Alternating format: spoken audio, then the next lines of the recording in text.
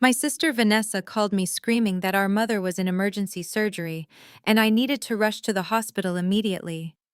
The only problem was my mother Deirdre was sitting right next to me in my living room, calmly sipping her chamomile tea.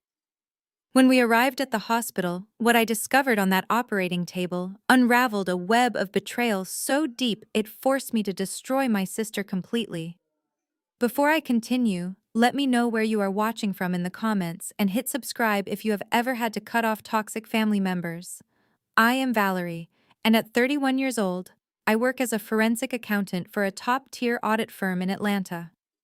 My family always labeled me as the cold and calculating daughter, while my older sister Vanessa was the golden child who could do no wrong. I was reviewing some quarterly reports on my laptop when my phone buzzed with Vanessa calling. I answered and immediately had to pull the phone away from my ear. "Valerie, you need to get to Atlanta General Hospital right now." Vanessa was sobbing hysterically, her voice cracking with pure panic. "Mom had a massive heart attack. She is in surgery right now, and the doctors are saying she might not make it. Bring your checkbook because her insurance is acting up, and we need to cover the deductible before they proceed." I froze for a split second. I looked across my kitchen island. My mother Deirdre, a 62-year-old woman who built a multi-million-dollar organic food supply chain from the ground up, was sitting right there. She was wearing her silk robe, reading a business magazine and eating a piece of toast. She looked up at me, raising an eyebrow at the loud noise coming from my phone speaker. I pressed the phone closer to my mouth. "Vanessa, what are you talking about? Mom is right here with me." There was a dead silence on the other end of the line. The heavy theatrical sobbing completely stopped. For 2 full seconds, I heard nothing but shallow breathing and the faint sound of hospital intercoms in the background. Then the line went completely dead. She hung up on me. Mom slowly lowered her magazine, her sharp eyes locked onto mine. "Who was that, and why are you looking at me like I am a ghost?" "Vanessa just called." I kept my voice steady, but my heart was hammering against my ribs. "She said you are at Atlanta General, having emergency heart surgery, and she needs me to bring money." My mother stood up so fast, her chair scraped against the hardwood floor. "Grab your keys. We are going to the hospital right now." The drive took exactly 20 minutes, but the silence in the car felt like a suffocating blanket. My mind raced through the possibilities, but nothing made sense. I gripped the steering wheel, preparing for the ultimate confrontation. We pulled into the parking garage of Atlanta General Hospital, the tires squealing against the concrete. I parked the car in the first available spot, and we both rushed toward the main entrance. The automatic doors slid open, hitting us with the freezing blast of hospital air and the sharp smell of bleach. My mother walked beside me, her jaw set tight, her silk robe now covered by a long trench coat she had grabbed on the way out. We marched straight to the main reception desk, where a tired-looking nurse in blue scrubs was clicking away at her computer. "Excuse me," I said, leaning over the high counter. "I need the room number for my mother Deirdre. She was just admitted for emergency heart surgery." The nurse did not look up immediately. She kept typing and asked for the patient last name. I gave it to her, spelling it out slowly to make sure she heard me over the chaos of the emergency room lobby. The nurse hit enter and stared at her screen for a long moment. Her brow furrowed and she scrolled down, reading something carefully. She looked up at me with a sympathetic but firm expression. "I am sorry, but Deirdre is currently in the intensive care unit, recovering from an emergency procedure.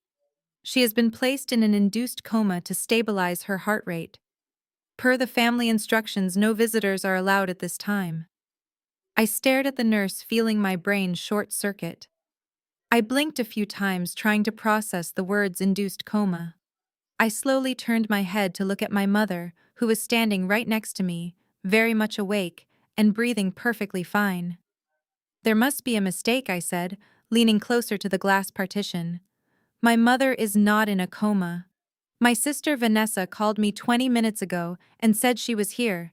I just need to know what room Vanessa is in." The nurse shook her head and turned her monitor slightly away from us, as if protecting the medical records. "There is no mistake, ma'am. The patient arrived via ambulance an hour ago.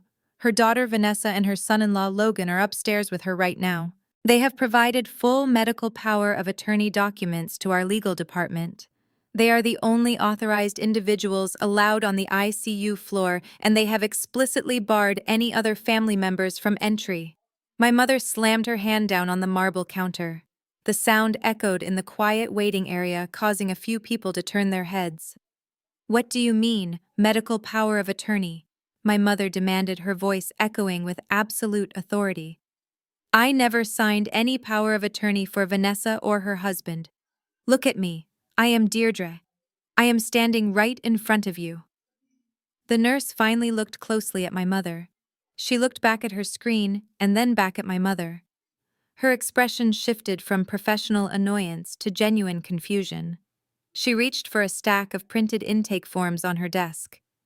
"Ma, I do not know what kind of prank you are trying to pull," the nurse said, her voice dropping to a cautious whisper. But the woman upstairs was admitted with a state-issued ID and a premium gold health insurance card matching that name.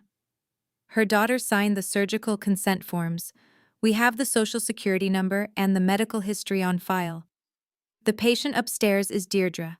If you are causing a disturbance, I will have to call security. A cold wave of realization washed over me.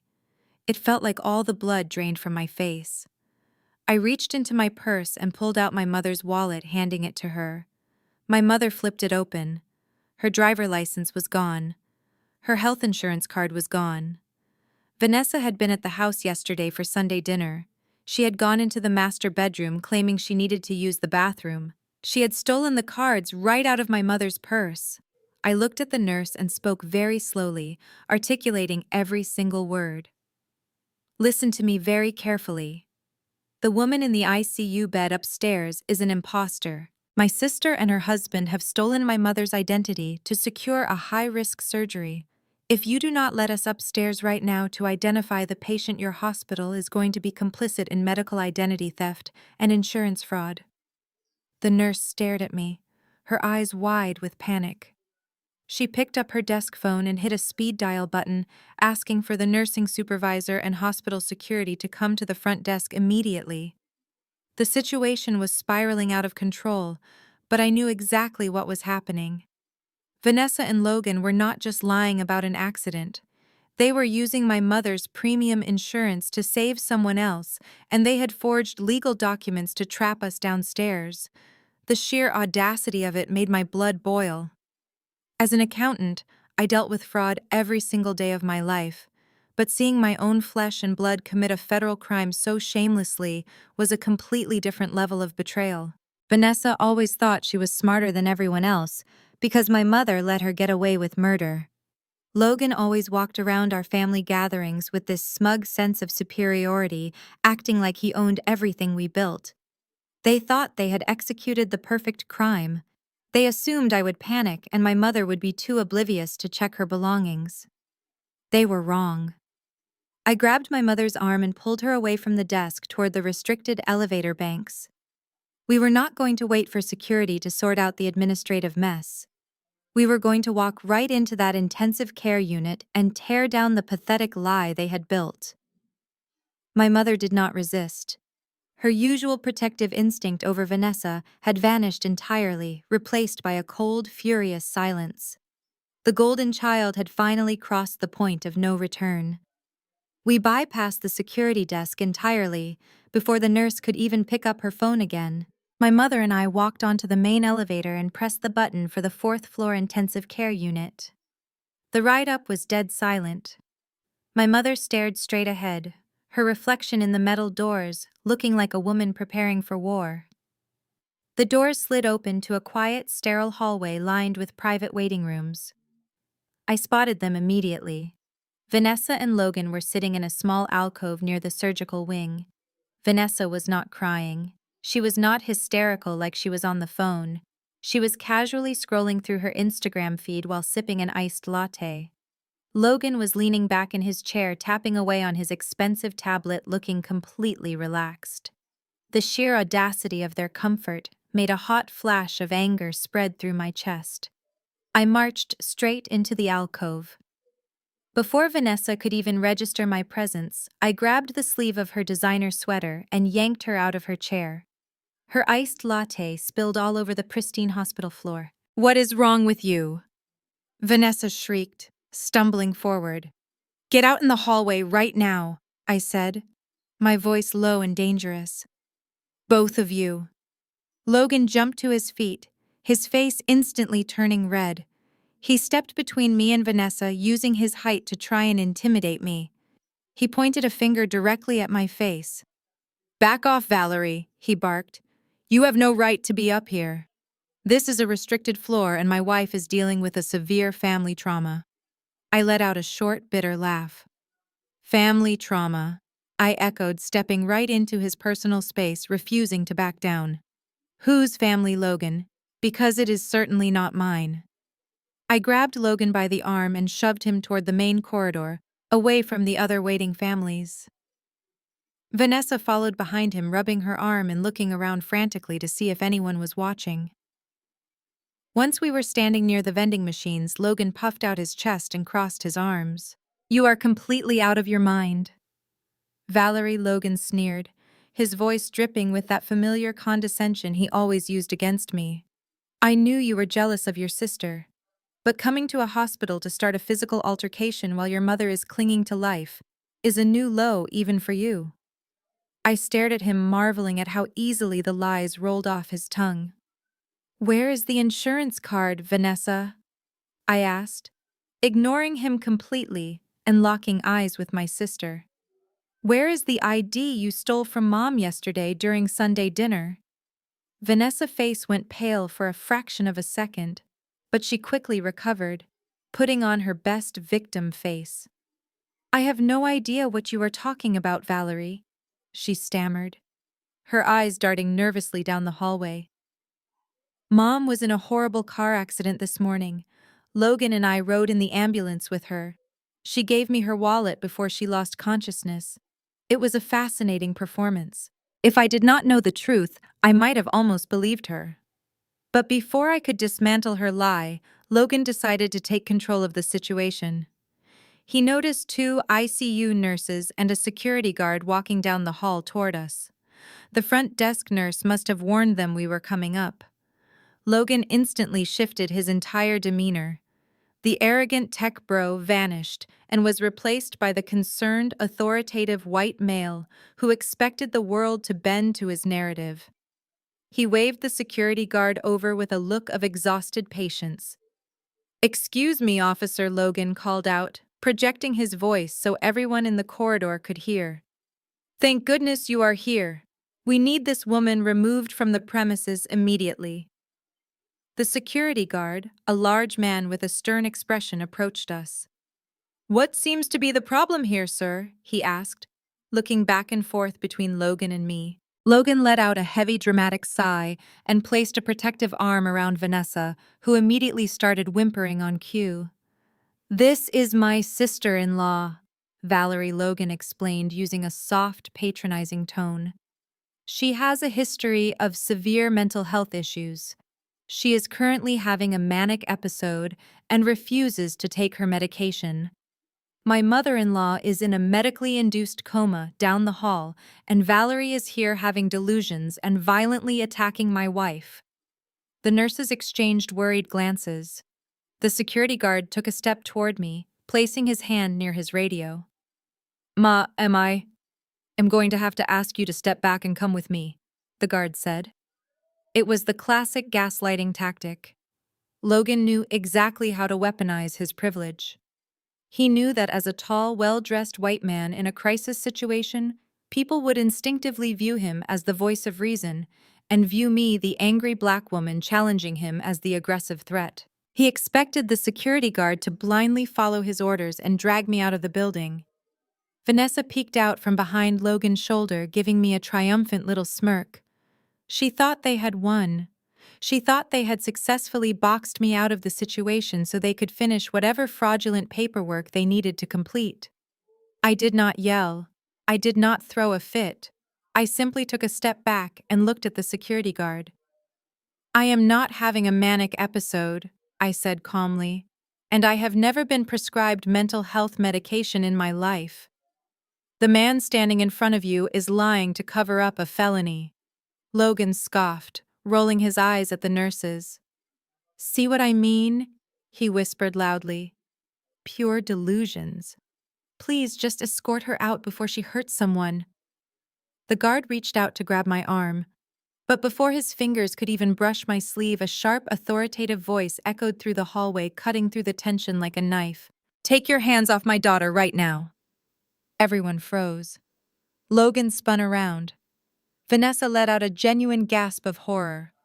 Stepping out from behind the corner of the vending machine alcove was my mother. She had taken off the trench coat.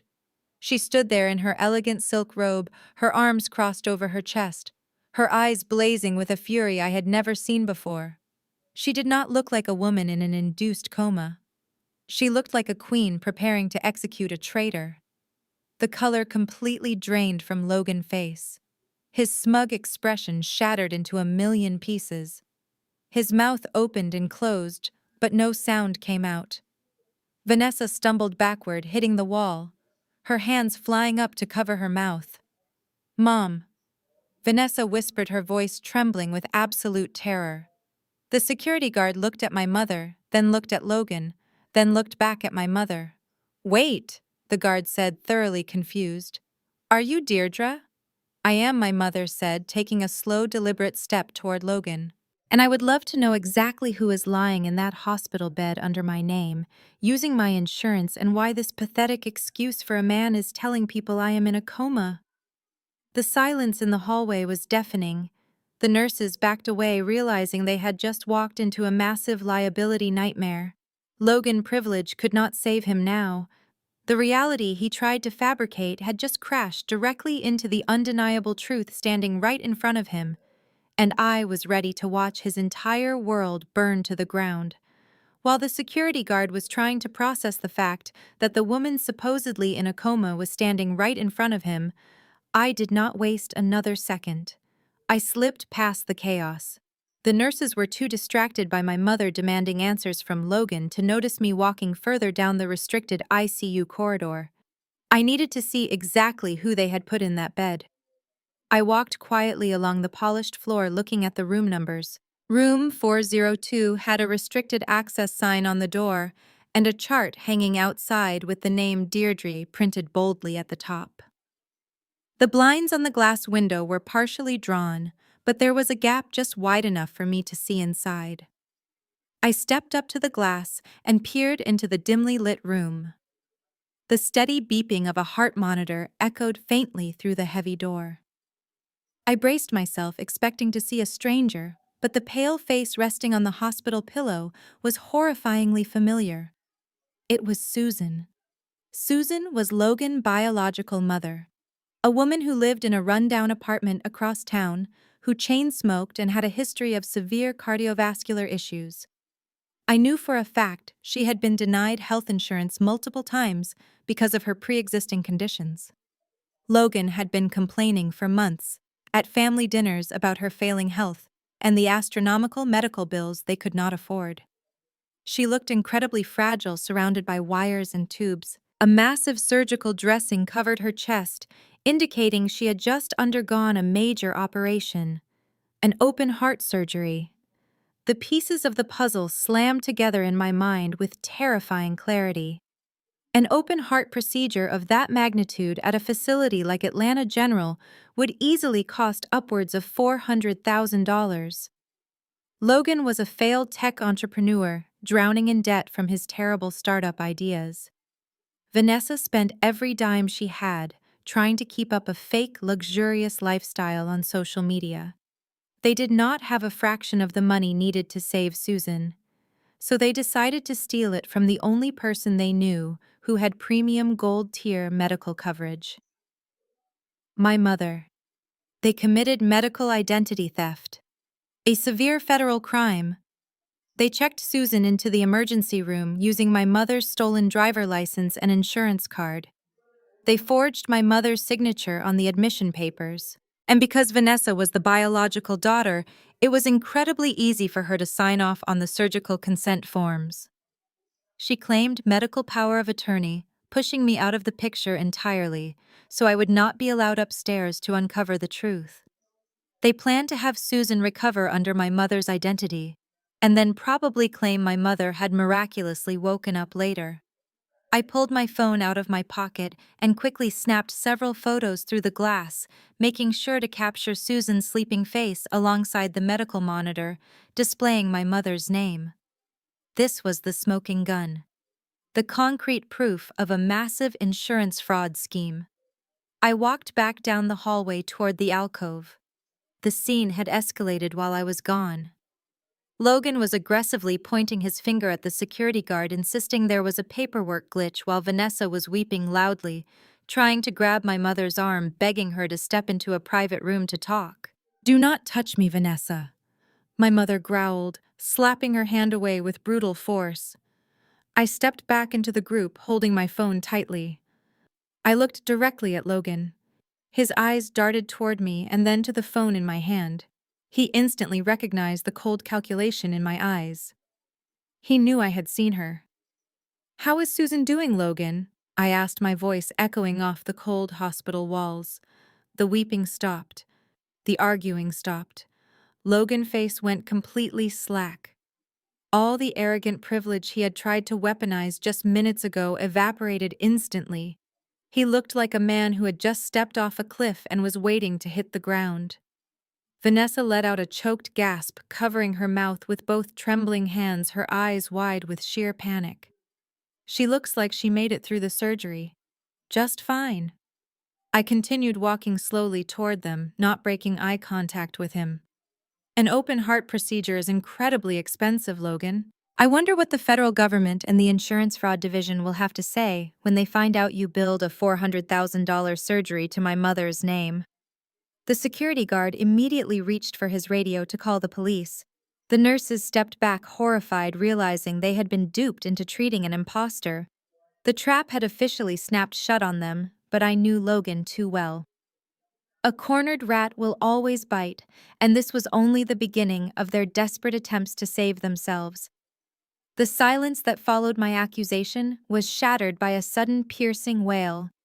Vanessa threw herself onto the cold hospital floor right at my mother's feet. She wrapped her arms around my mother's legs, burying her face in the fabric of the silk robe. The theatrical tears flowed instantly. It was a performance I had seen 1,000 times before, whenever she was caught in a lie, but this time the stakes were high enough to land her in federal prison. "Mommy, please, you have to understand," Vanessa sobbed, her voice muffled and trembling with exaggerated agony. Susan was dying. Her heart was failing, and the doctor said she would not make it through the week without this surgery. We had nowhere else to turn. We were completely desperate. My mother looked down at the top of Vanessa's head. She did not reach out to stroke her hair. She did not offer a comforting word. For the first time in my entire life, my mother simply stood there like a statue, letting the golden child weep on the floor. "Get up, Vanessa," my mother said, her voice devoid of any warmth. "You are making a scene." But Vanessa only clung tighter, looking up with mascara running down her face. "Logan has nothing, Mom. His business went under last month and his investors are demanding their money back. We are broke." Susan was put on a wait list for state aid, but her heart was giving out. "We just borrowed your insurance card. It was only to save a life. You have so much money and such great coverage. We knew you would not even notice the deductibles. We were going to figure out a way to pay you back, I swear it." I let out a dry laugh, crossing my arms. "You borrowed her identity, Vanessa. You forged her signature on federal medical documents and checked an uninsured woman into an intensive care unit. You told the hospital staff our mother was in a coma and barred her actual family from the floor. That is not borrowing. That is a calculated felony." Logan, seeing that Vanessa's tears were not melting, my mother's resolve immediately stepped in to play the righteous victim. He ran his hands through his hair, looking frantically between me and my mother. "You two are completely heartless." Logan spat out, his voice shaking with a mix of fear and indignation. My mother was lying in a hospital bed, suffocating because her insurance was denied. The healthcare system in this country is broken. We did what any loving family would do to save a dying woman. You have millions of dollars sitting in accounts doing nothing, while real people suffer. We used a piece of plastic to keep my mother breathing. If you report this, you are practically murdering her yourselves. It was a masterclass in gaslighting. In the span of 2 minutes, they had transformed themselves from scheming criminals into desperate heroes fighting against a corrupt system. And somehow, they were trying to make us the villains for catching them committing fraud. Logan was banking on my mother's lifelong habit of protecting Vanessa from the consequences of her actions. He was betting that my mother would rather pay the $400,000 hospital bill than see her precious eldest daughter marched out of the building in handcuffs. I watched my mother's face carefully. A year ago, she would have caved. She would have written a check, paid off the hospital administrators, and yelled at me for being too harsh on my sister. But standing in the sterile hallway of the intensive care unit, looking at the lengths they went to deceive her, something fundamental snapped inside Deirdre. You did not just steal my insurance card, Vanessa, my mother said, speaking very slowly. You sat at my dining room table yesterday. You ate the food I cooked. You looked me in the eyes and smiled while you reached into my purse to steal my identity. And then you called your own sister and told her I was having a massive heart attack. You put her through the terror of thinking her mother was dying just so you could buy enough time to finish your paperwork. Vanessa squeezed her eyes shut, crying harder, but the performance was losing its effect. Please, Mom, I am sorry. I love you so much. I just wanted to help Logan. You always told me family takes care of family. My mother finally reached down, but not to hug her. She grabbed Vanessa by the shoulders and forcefully peeled her off her legs, pushing her back. Do not ever use the word family with me again, my mother whispered harshly. The nurses who had been watching the entire exchange slowly backed away toward the nurses' station, realizing they needed to call the hospital. Administration immediately. The sheer audacity of Logan trying to guilt-trip us over a crime he orchestrated was infuriating, but my forensic accountant brain was already processing the next step. There was something missing. If they just wanted to steal a surgery, they would not have needed the medical power of attorney. They would not have needed to declare my mother in an induced coma. There was another layer to this trap. I looked at the clipboard Logan had dropped on the chair behind him when the confrontation started, and I knew the medical theft was only the tip of the iceberg. I walked past my mother and Vanessa, who was still sniffling on the floor. Logan was too busy trying to gauge my mother's reaction to notice me moving toward the plastic chair against the wall. He had tossed a thick metal clipboard there when my mother first surprised him. As a forensic accountant, my entire career was built on finding the discrepancies, the hidden numbers, and the buried clauses that criminals desperately tried to conceal. My instincts were screaming at me that you do not need a multi-page legal dossier just to admit someone for an emergency surgery. Even an open-heart surgery does not require a binder of notarized affidavits. I picked up the clipboard. Logan heard the clatter of the metal clip and spun around. His face went from pale to a deep mottled red in a fraction of a second. Hey, put that down, Logan barked, lunging toward me. Those are private medical records. You have no right to look at them. I easily sidestepped him, holding the clipboard out of his reach. My mother stepped directly into his path, blocking him from getting any closer to me. Do not take another step toward my daughter, Logan. My mother warned, her voice low and dangerous. Let her read it. Logan froze, his hands clenching into fists at his sides. Vanessa scrambled up from the floor, wiping her face frantically. Valerie, please do not look at that. It is just boring administrative paperwork for the hospital billing. Vanessa babbled, her voice reaching a frantic pitch. It is just standard intake stuff for the insurance claim, I promise. But I was already reading the bold printed header on the first page. It was not hospital letterhead. It was the letterhead of a prominent estate planning law firm in Midtown Atlanta, the exact firm my mother used to manage her corporate assets and personal wealth. My eyes scanned the dense legal jargon, and the temperature in the room seemed to drop 10 degrees. My heart hammered against my ribs as the true scope of their betrayal materialized in black and white ink. This was not a desperate attempt to save Susan. Susan was just the convenient pawn they needed to execute the real plan. The medical emergency was nothing but a Trojan horse. "This is a declaration of incompetence," I said, my voice echoing in the quiet hallway. I flipped to the second page, my eyes darting across the forged signatures and the fake notary stamps. "And here is the activation clause for the living trust." My mother turned her head sharply, looking at me. Her posture stiffened. "What did you just say?" I looked up at her, the sheer magnitude of the evil sickening me. "Mom, they did not just check Susan in using your name. They had an on-call doctor sign an affidavit stating that Deirdre is in an irreversible medically induced coma and lacks the cognitive capacity to make financial or legal decisions. By invoking the medical power of attorney, Vanessa is using this declaration to trigger the succession clause in your living trust. She just made herself the sole executor of your entire estate." I turned to look at Vanessa, who was now backing away toward the elevator, her hands shaking violently. "You were not just trying to steal a $400,000 surgery, Vanessa. You were trying to hijack the entire corporate empire. The organic food supply chain, the commercial real estate portfolio in downtown Atlanta, the offshore liquid assets. All of it. You used her insurance to get her declared brain dead on paper." My mother stood completely motionless. The woman who had built an empire from scratch, who had faced down ruthless corporate competitors and survived the sudden death of my father, was staring at her oldest daughter in absolute horror. The illusion of the golden child who simply made a desperate mistake was entirely shattered. This was a premeditated, financially motivated hostile takeover orchestrated by her own flesh and blood. Vanessa was willing to erase our mother from the world of the living just to get her hands on the bank accounts. Logan let out a nervous laugh, trying to salvage the rapidly sinking ship.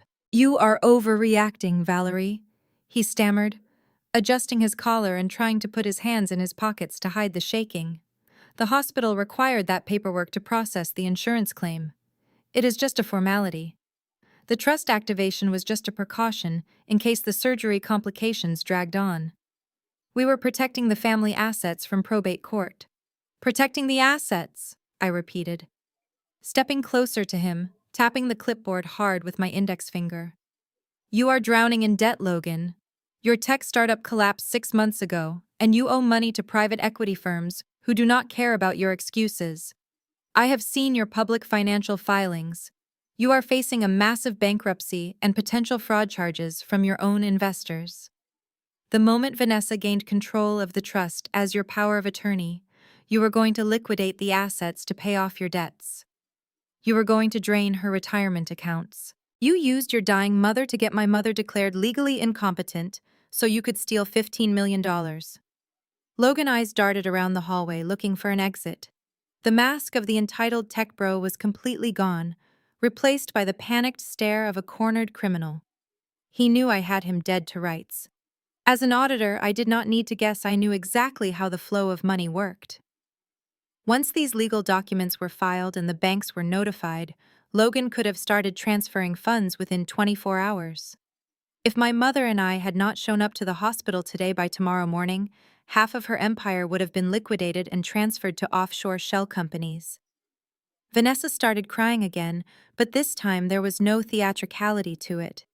It was the ugly, desperate sobbing of someone who realized their life was officially over. "Mom, Logan made me do it!"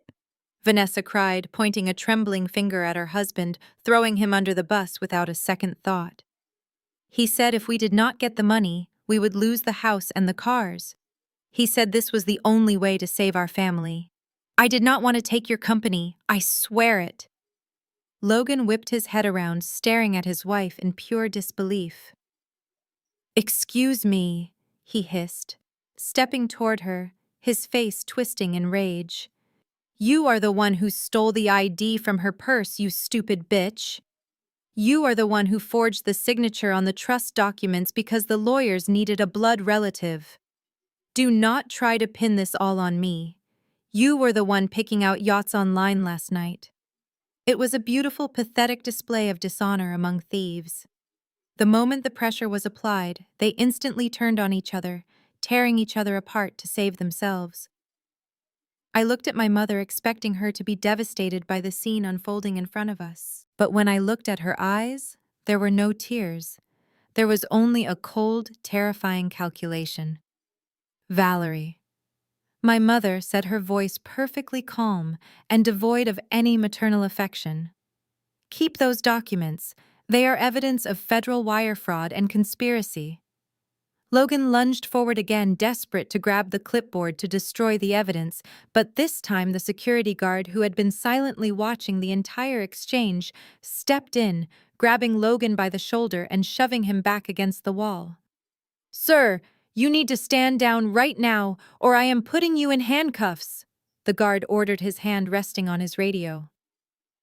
"We are leaving," my mother said, adjusting her robe and pulling her coat tighter around her shoulders.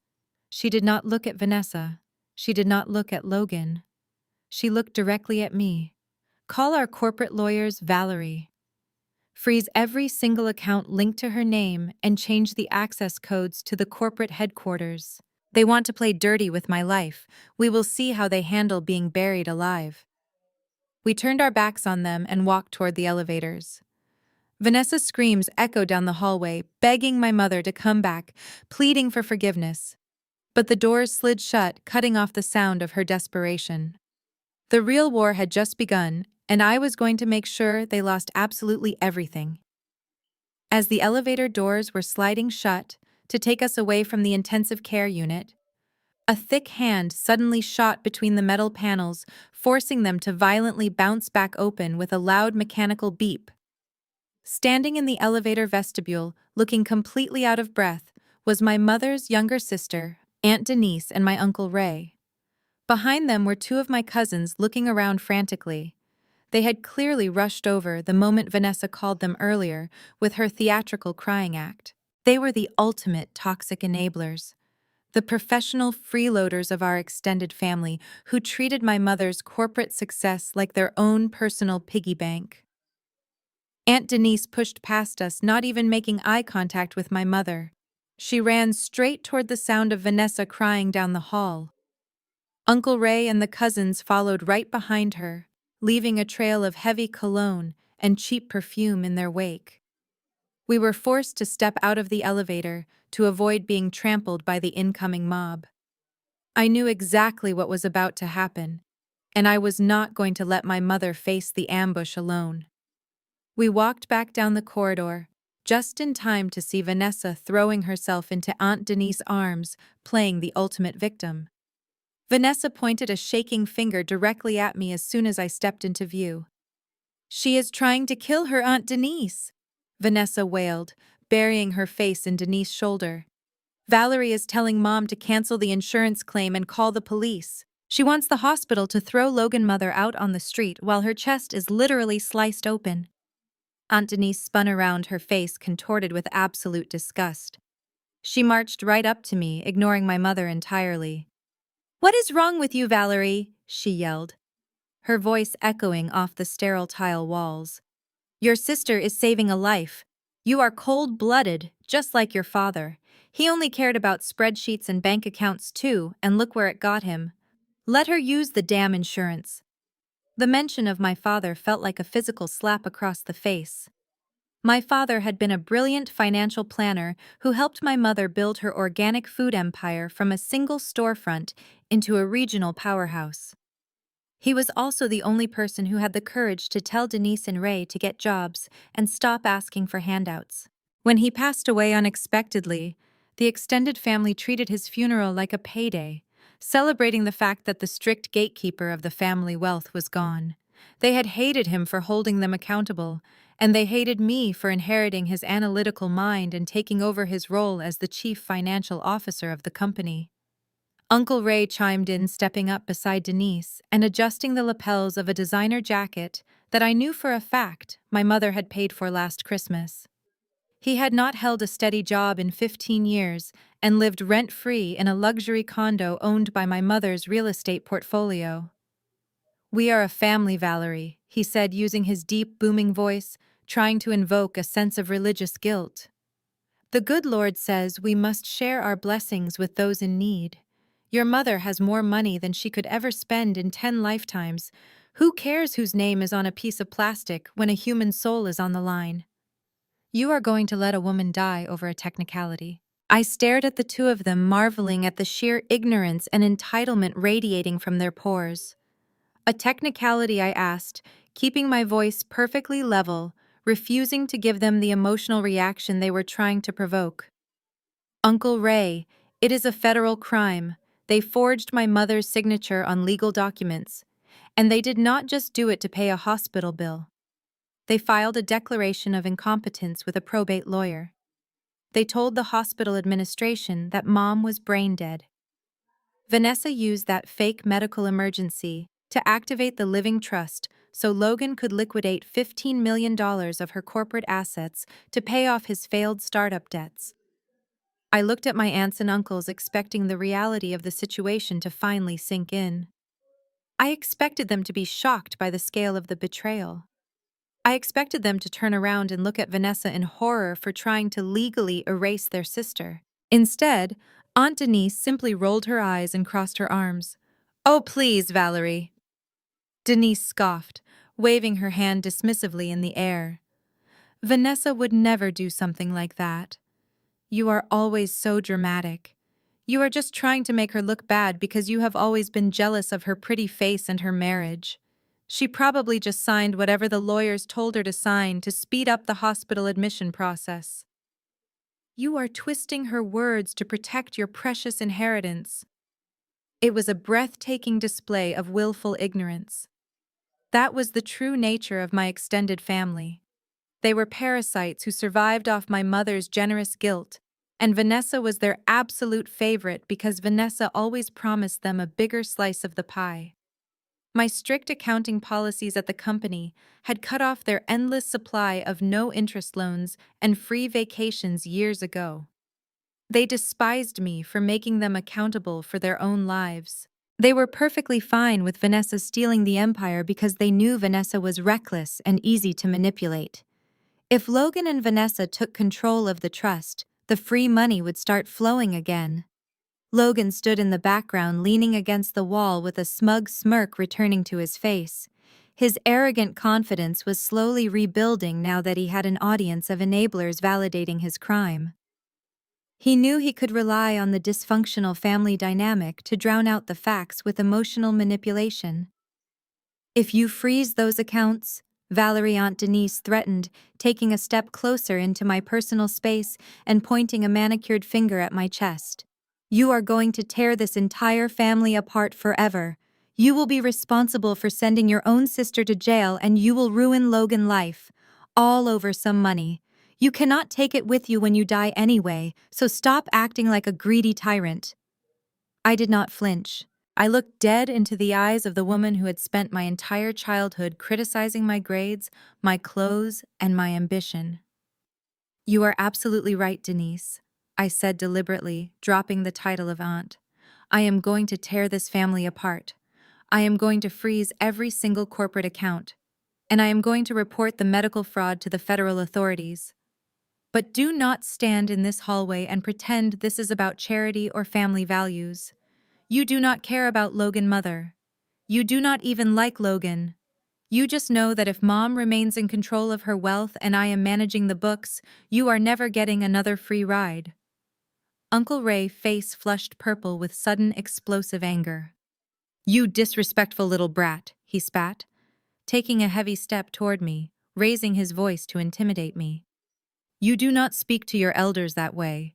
You need to be put in your place." He turned his head toward my mother, expecting her to nod along like she usually did when the family ganged up on me. He expected her to scold me for being insensitive and demand that I apologize to keep the peace. But my mother was not looking at him. She was looking at all of them. Her siblings, her nieces, her golden child daughter, all standing in a hospital hallway actively defending a plot to strip her of her dignity, her wealth, and her freedom. "Ray." My mother said, her voice so dangerously quiet, it forced everyone in the corridor to stop talking and listen. Ray, you live in a property I bought with my own cash. You drive a car I leased under my corporate account. Denise, I paid for your children's college tuition because you blew your savings on gambling. I have carried the financial weight of this entire bloodline on my back for 30 long years. And now you are standing here telling my daughter she is cold-blooded for stopping a plot to declare me legally incompetent. Aunt Denise shifted uncomfortably, instantly, realizing she had pushed too far. Deirdre, you know we did not mean it like that. She started, her tone instantly softening into a pathetic whining pitch. We just think Valerie is exaggerating the legal paperwork. Vanessa was just panicked about her mother-in-law. She forged my signature. Denise? My mother snapped, her voice suddenly cracking like a whip, echoing down the hallway and making Vanessa jump. She walked into my home, hugged me, kissed my cheek, and stole my identity out of my purse. And you are defending her because you are terrified the money train is stopping. Well, consider it permanently derailed. Valerie is not the one tearing this family apart. I am. The silence that followed my mother's declaration was absolute. Uncle Ray stood with his mouth slightly open, staring at the woman he had leeched off for 3 decades, as if he no longer recognized her. Aunt Denise shrank back against the wall, all her fiery entitlement extinguished by the freezing reality of a cutoff. The nurses at the end of the hall pretended to look at their charts, but everyone was captivated by the absolute destruction of our family dynamic. My mother turned her back on them, standing tall and adjusting her coat. She started to walk toward the elevator. Vanessa began to hyperventilate. She dropped back down to the floor, leaning against Logan's legs, weeping with such exaggerated force that her whole body shook. It was a desperate final attempt to pull our mother back into the cycle of guilt and forgiveness. Logan knelt down next to her, wrapping his arms around her shoulders in a display of protective, husbandly affection. He leaned his head down, pressing his mouth close to Vanessa's ear. The hallway was so incredibly quiet that the acoustics carried his voice perfectly across the polished tiles. He did not realize how far his voice would travel, or maybe he was just too arrogant to care. Just 24 more hours, Vanessa. Logan whispered, his voice a harsh and greedy hiss. Just keep crying. 24 more hours, and I will drain that old bat retirement accounts completely dry. They cannot stop the paperwork now. My mother stopped walking. The clicking of her heels ceased abruptly. It was as if the air in the corridor had been sucked into a vacuum. I watched her shoulders tense under her coat. Logan's words hung in the air, a toxic cloud of pure, unadulterated malice. That old bat. That was how the man who ate at her dining room table, who drank her expensive wine, and who slept under a roof she paid for, referred to the woman he was actively robbing. There was no misinterpreting his intent. There was no playing the victim or claiming he just wanted to save his own dying mother. He wanted to gut my mother financially and leave her as a hollow shell. My mother did not turn around. She did not scream or run back to slap him across the face. That is what weak people do when they lose control. My mother was not weak. She was a self-made millionaire who had navigated rooms full of ruthless corporate executives. She slowly reached out and found my hand. Her fingers wrapped around mine, and her grip was so incredibly tight that my knuckles ground together. I looked at her face. Her eyes were fixed straight ahead on the metal doors of the elevator. The last remaining thread of maternal denial, the tiny part of her heart that still wanted to believe Vanessa was just misguided, completely snapped. Destroy them, my mother whispered, her voice barely a breath, but carrying the weight of an execution order. Wipe them out financially, Valerie. Leave nothing but ashes. I squeezed her hand back, a fierce surge of adrenaline rushing through my veins. It was the exact moment I had been waiting for my entire adult life. For years I had watched Vanessa and her husband chip away at my mother's wealth using emotional blackmail and fake tears. I had been forced to sit at the dinner table and bite my tongue while Logan bragged about his non-existent business acumen and Vanessa flaunted her designer bags funded by my mother's hard work. I had been the bad guy for pointing out the missing funds, the forged checks, the unpaid loans. But now the blindfold was off. My mother had finally given me the green light to do what I did best. "I am going to bury them." "Mom," I replied, my voice steady and cold. "By the time I am done, Logan will not even be able to afford a bus ticket out of Atlanta." The elevator arrived with a soft ding, and the metal doors slid open. We stepped inside and I pressed the button for the lobby. As the doors began to close, I looked back down the hallway one last time. Vanessa was still on the floor, sobbing into Logan's chest. Logan was looking up, watching us leave, a smug little smile playing on his lips. He truly believed he had won. He believed that because we were walking away, he had successfully secured his stolen fortune. He had no idea that he had just awakened a sleeping giant, and that the woman he thought was a frail old bat was about to become his worst nightmare. The ride down to the lobby was a blur of rapid planning. My mind was already shifting into high gear, organizing the financial counterattack. As a forensic accountant, I knew exactly how to dismantle a fraudulent trust activation. I knew the legal loopholes, the banking regulations, and the federal statutes that Logan and Vanessa had so carelessly violated. They thought they were playing a game of checkers using fake tears and stolen insurance cards. But they had just stepped onto a chessboard with a grandmaster. When we walked out of the hospital and into the bright Atlanta sunlight, the coldness of the emergency room faded, but the ice in my chest remained. We got into my car, and I immediately pulled out my laptop, resting it on the steering wheel. I tethered it to my phone and began typing frantically.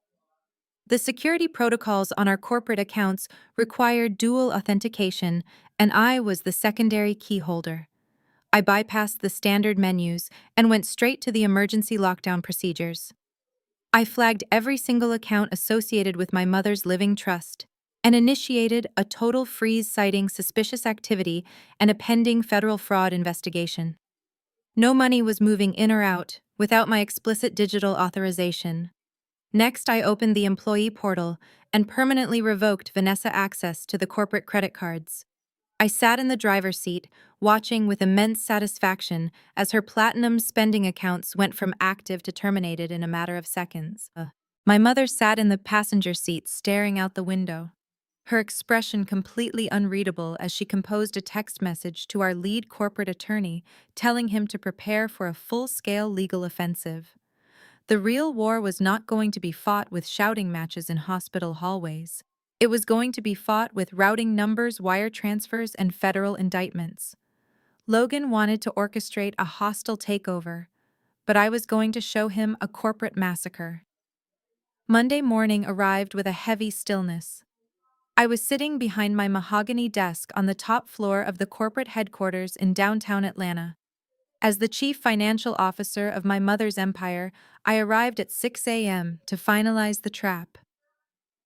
The digital lockdown I initiated in the car yesterday was fully operational. Every single corporate asset was walled off behind layers of federal encryption. I was calmly drinking my coffee, reviewing the real-time security logs, when the heavy glass doors of the executive suite swung open. In walked Logan. He was flanked by three men in cheap gray suits carrying thick leather briefcases. Logan was wearing a tailored navy suit with a red silk tie, looking every bit the arrogant tech bro who thought he had just conquered the world. His chest was puffed out and he walked with a swagger that made my skin crawl. He marched past my executive assistant, ignoring her protests, and pushed my office door open without knocking. "Good morning, Valerie," Logan said, a sickeningly sweet smile plastered across his face. "You are in my chair." I did not move. I took a slow sip of my coffee and looked at the three lawyers standing awkwardly behind him. Logan walked right up to my desk and slammed a thick manila folder down right on top of my financial reports. "That is your official notice of termination," he declared, leaning forward, resting his knuckles on the wood. "Effective immediately. You are to pack your personal belongings and vacate the premises within 15 minutes. Security will escort you out. I looked at the folder but did not open it. On whose authority, Logan? I asked, my voice perfectly flat. On the authority of the new chief executive officer, Logan replied, tapping his chest with his thumb. As of yesterday evening, your mother has been declared legally incompetent due to her tragic medical condition. Vanessa holds full medical and legal power of attorney, and she has officially appointed me to manage the trust and the corporate holdings. The board has already been notified. There is a shareholder meeting in 10 minutes. He leaned closer, his voice dropping to a harsh whisper. I told you yesterday, Valerie. You should have just stayed out of it. Now you get nothing. He expected me to scream. He expected me to call security, or throw a tantrum, or beg for my job. But I just let out a soft breath and closed my laptop. I stood up, grabbing my coffee mug. I am not packing my boxes, Logan, I said, walking around the desk. But I will gladly attend this shareholder meeting. I would hate to miss your big inaugural speech. Logan scoffed, shaking his head. Suit yourself, Valerie. But if you make a scene, I will have the guards throw you out on the street. I followed him and his legal team down the hallway to the main glass-enclosed boardroom. The room was already filled with the senior vice presidents, the regional directors, and the minority shareholders. There was a palpable tension in the air. They had all received the emergency emails late last night about my mother's supposed sudden hospitalization. They looked panicked and confused, whispering among themselves. Logan walked straight to the head of the massive oak table, the seat that had belonged to my mother for over 2 decades. He unbuttoned his suit jacket and sat down, looking around the room with an expression of manufactured grief. Thank you all for coming on such short notice. Logan began, his voice taking on a somber, theatrical tone. As many of you know, my mother-in-law Deirdre suffered a catastrophic heart attack yesterday. She is currently in the intensive care unit on life support. The doctors have informed us that she is entirely brain dead and there is no hope for recovery. A collective gasp went around the room. The head of human resources covered her mouth in shock. The director of logistics shook his head in disbelief. I stood quietly in the back corner of the room, leaning against the wall, watching Logan orchestrate his grand deception. He was lying to federal regulators, to corporate officers, and to stakeholders. Every single word falling out of his mouth was adding another year to his federal prison sentence. This is a dark day for the family and for this company. Logan continued, wiping a fake tear from the corner of his eye. But Deirdre was a visionary, and she would want us to keep moving forward.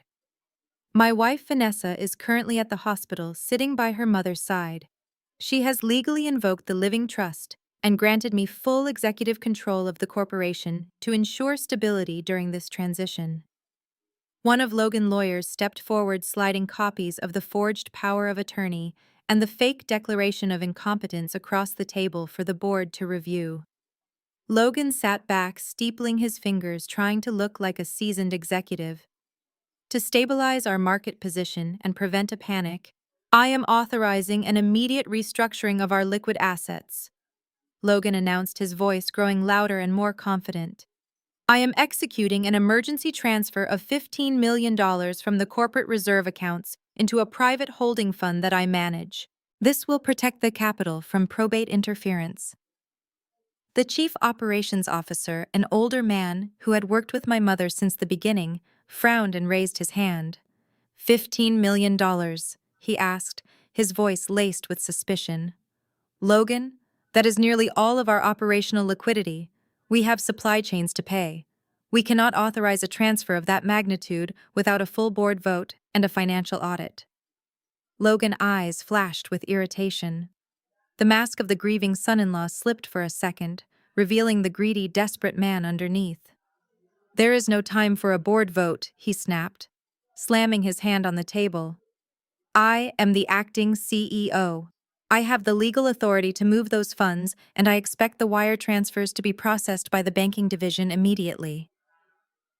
The room fell into an uneasy silence. The executives looked at the paperwork, then looked at Logan, and then they looked back at me, standing in the corner. They knew I was the chief financial officer. They knew I held the actual keys to the vault.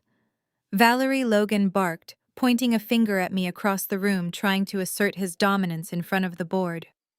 I fired you 10 minutes ago. Why are you still standing there? Hand over the authentication tokens to the banking division right now so they can process the transfer. I did not move a muscle. I just smiled. A slow, cold, terrifying smile that made the executives in the room hold their breath. Logan's arrogance had pushed him blindly into the center of the snare. He had officially committed corporate fraud, wire fraud, and perjury in front of 20 witnesses. I reached into my pocket and casually pressed the button to stop the hidden voice recording on my phone. I had captured every single word of his illegal demands. The stage was completely set, and the audience was ready. It was finally time to let the ghost walk into the room. I turned my back on the glass boardroom and walked away. Logan's voice continued to echo down the hallway, spouting lies about protecting the company, but I tuned him out. The executives inside that room could wait. If I brought my mother into the room right at that moment, Logan would simply claim it was a miraculous medical recovery and try to negotiate his way out of the fraud. He was a master manipulator, and I was not going to give him a single inch of breathing room. I needed to build an ironclad financial cage that not even his expensive lawyers could break. I walked back into my private office, locked the heavy oak door, and sat down in front of my dual monitors. The real work was about to begin. The first piece of the puzzle was the medical declaration of incompetence. Logan had secured that paperwork far too quickly. An induced coma requires an extensive medical review and multiple doctors signing off on the chart. I picked up my secure phone and called a former colleague who now worked as an independent private investigator, specializing in corporate espionage. I told him I needed the raw security camera feeds from Atlanta General Hospital, specifically the restricted service corridors and the employee parking garage. It took him less than 2 hours to bypass the hospital's security firewalls and send me an encrypted file. I opened the video feed on my left monitor. The grainy footage showed the back loading dock of the hospital at 2 in the morning. A silver Mercedes pulled up and Logan stepped out. A few minutes later, a man in a white lab coat walked out of the service doors.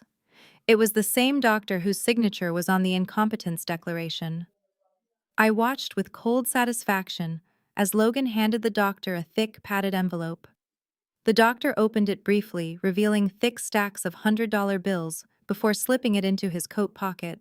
Logan had not just manipulated the hospital administration, he had actively bribed a medical professional to falsify life support documents. I isolated the high-definition frames capturing the doctor's face and the cash. I saved the file into a secure folder labeled Federal Evidence. But Logan was not just a greedy opportunist. He was a desperate man backed into a corner. I needed to prove exactly why he was willing to risk decades in federal prison for a sudden cash grab. I opened my forensic auditing software and began digging into the financial ruins of his failed tech startup. Logan always paraded around our family gatherings, claiming his investors were elite venture capitalists from Silicon Valley. He acted like a billionaire in waiting. But as I traced the routing numbers and cracked through the shell companies, a much darker reality emerged. The money had not come from California. The investments were routed through a maze of offshore accounts registered in the Cayman Islands and controlled by a shadow syndicate heavily involved in illicit gambling and aggressive debt collection. Logan had borrowed capital from very dangerous people. He did not owe money to a bank. He owed $2.3 million to violent loan sharks. The massive wire transfer he had just tried to authorize in the boardroom was not an emergency corporate restructuring. It was a ransom payment to save his own life. I found the encrypted email servers he used to communicate with his creditors. The messages were terrifying, outlining exactly what they would do to him if he did not produce the millions he promised by the end of the week. His arrogance was nothing but a mask for his absolute terror. I downloaded the complete transaction ledgers and the threat logs linking his personal identity directly to the criminal syndicate. While Logan was playing the role of the corporate raider, Vanessa was executing her own pathetic backup plan from the comfort of her living room. As I was compiling Logan debt records, my network security dashboard lit up with a series of red alerts. Someone was attempting to bypass the corporate firewall using a stolen set of executive authentication keys. I traced the IP address instantly. It was coming from Vanessa's personal laptop. She had apparently stolen my backup security tokens from my mother's home office during Sunday dinner, along with the insurance cards. She was trying to siphon funds from the secondary operational accounts into an anonymous cryptocurrency wallet. Vanessa thought she was a criminal mastermind. She thought that converting the stolen corporate funds into digital assets would make the money untraceable. But Vanessa barely understood how to use her own social media accounts, let alone how to conceal a blockchain ledger. Her digital fingerprints were everywhere. She was using her own home internet connection to verify the transfers, exposing her exact physical location. I intercepted her encryption keys and completely mirrored her digital wallet on my second monitor. I watched in real time as she clumsily tried to move $200,000 across the network. She was so desperate to secure her designer lifestyle that she was committing wire fraud on a tracked corporate server. I did not stop her right away. I let her initiate the transfer, providing the digital proof of her intent to steal. But right before the transaction cleared the final node, I executed a rerouting protocol. With a single heavy keystroke, I diverted the $200,000 into a locked escrow account monitored directly by the FBI Financial Crimes Division. Vanessa's screen would show a pending status that would never resolve. She was digging her own grave block by block. I sat back in my leather chair staring at the monitors. The mountain of evidence was staggering. I had the hospital bribery footage, the loan shark debt records, and the crypto forgery logs. Every single move they made had been documented, traced, and weaponized against them. They thought they were stealing from an old woman and a jealous sister.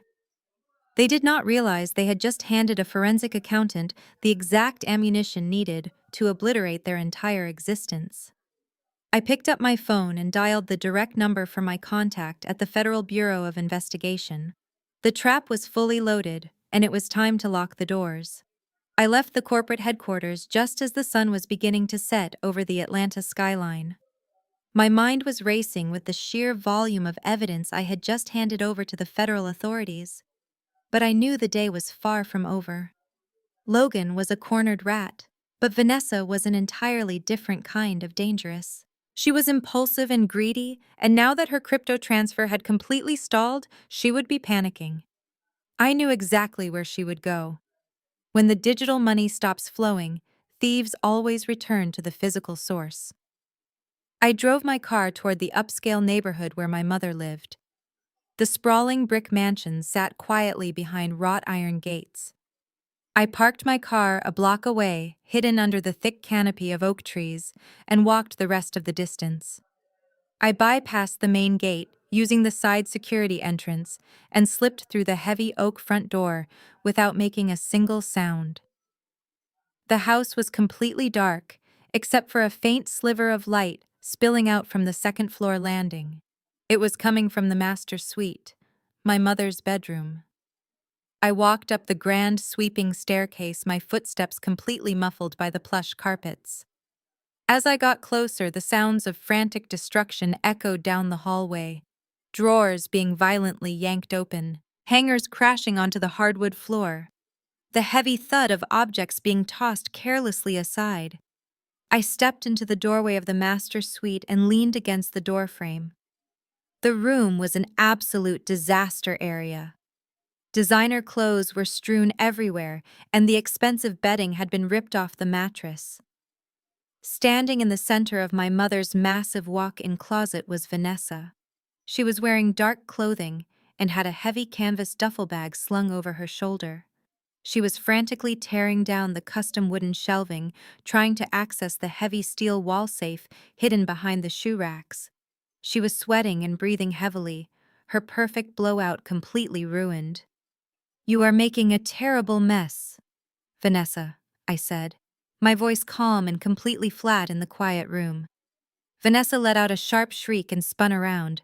She dropped the heavy brass bookend she was using to smash the paneling. Her eyes were wide with terror for a split second before her expression twisted into a mask of pure, venomous rage. "What are you doing here, Valerie?" she spat, taking a step toward me, her chest heaving. "You are supposed to be at the office managing the accounts." "I already managed them," I replied, crossing my arms and watching her squirm. "The accounts are frozen, Vanessa. All of them. Your little crypto heist failed miserably. You cannot move a single cent of corporate money. So I figured you would come here looking for the physical trust documents and whatever loose cash Mom keeps in the wall safe." Vanessa's face flushed a deep, angry red. She knew I had completely outsmarted her. The digital door was slammed shut in her face, and now she was reduced to breaking into our mother's closet like a common burglar. But instead of showing an ounce of remorse, Vanessa resorted to the only weapon she had left: personal attacks. "You think you are so brilliant," Vanessa sneered, stepping out of the closet and walking toward me. "You think you are the hero of this family, saving Mom from her terrible daughter? But you are just a sad, pathetic little accountant. You have no life, you have no husband, you have no children. You sit in that office all day crunching numbers because numbers are the only things that do not realize how completely unlovable you are." She pointed a shaking finger at my face, her voice dripping with years of toxic entitlement. "You are a loveless, money-obsessed spinster. You are doing all of this because you are suffocating from jealousy. Logan and I have a real family. We have love. You just have your spreadsheets and your empty apartment. You are going to die completely alone, Valerie, and no amount of mother's money is ever going to keep you warm at night." I stood there and let her words wash over me. 10 years ago, a speech like that would have shattered me. I would have cried or yelled or tried to defend my worth. Vanessa had spent my entire life chipping away at my self-esteem, trying to make me feel inferior because I did not fit into her superficial mold of success. She expected me to break down. She wanted me to lose my temper so she could play the victim again, but I felt absolutely nothing. Looking at her standing there surrounded by the wreckage of our mother's bedroom, holding a duffel bag like a cheap thief, I only felt a profound sense of pity. I did not yell. I did not insult her marriage or point out that her loving husband was planning to drain the accounts and flee the country without her. I just looked at her and smiled. It was a slow, chilling smile that made Vanessa falter and take a nervous step back. I reached into the pocket of my blazer and pulled out a heavy silver keyring. It held the master override key for the wall safe, the only key in existence. Vanessa's eyes immediately locked onto the metal, instantly recognizing what it was.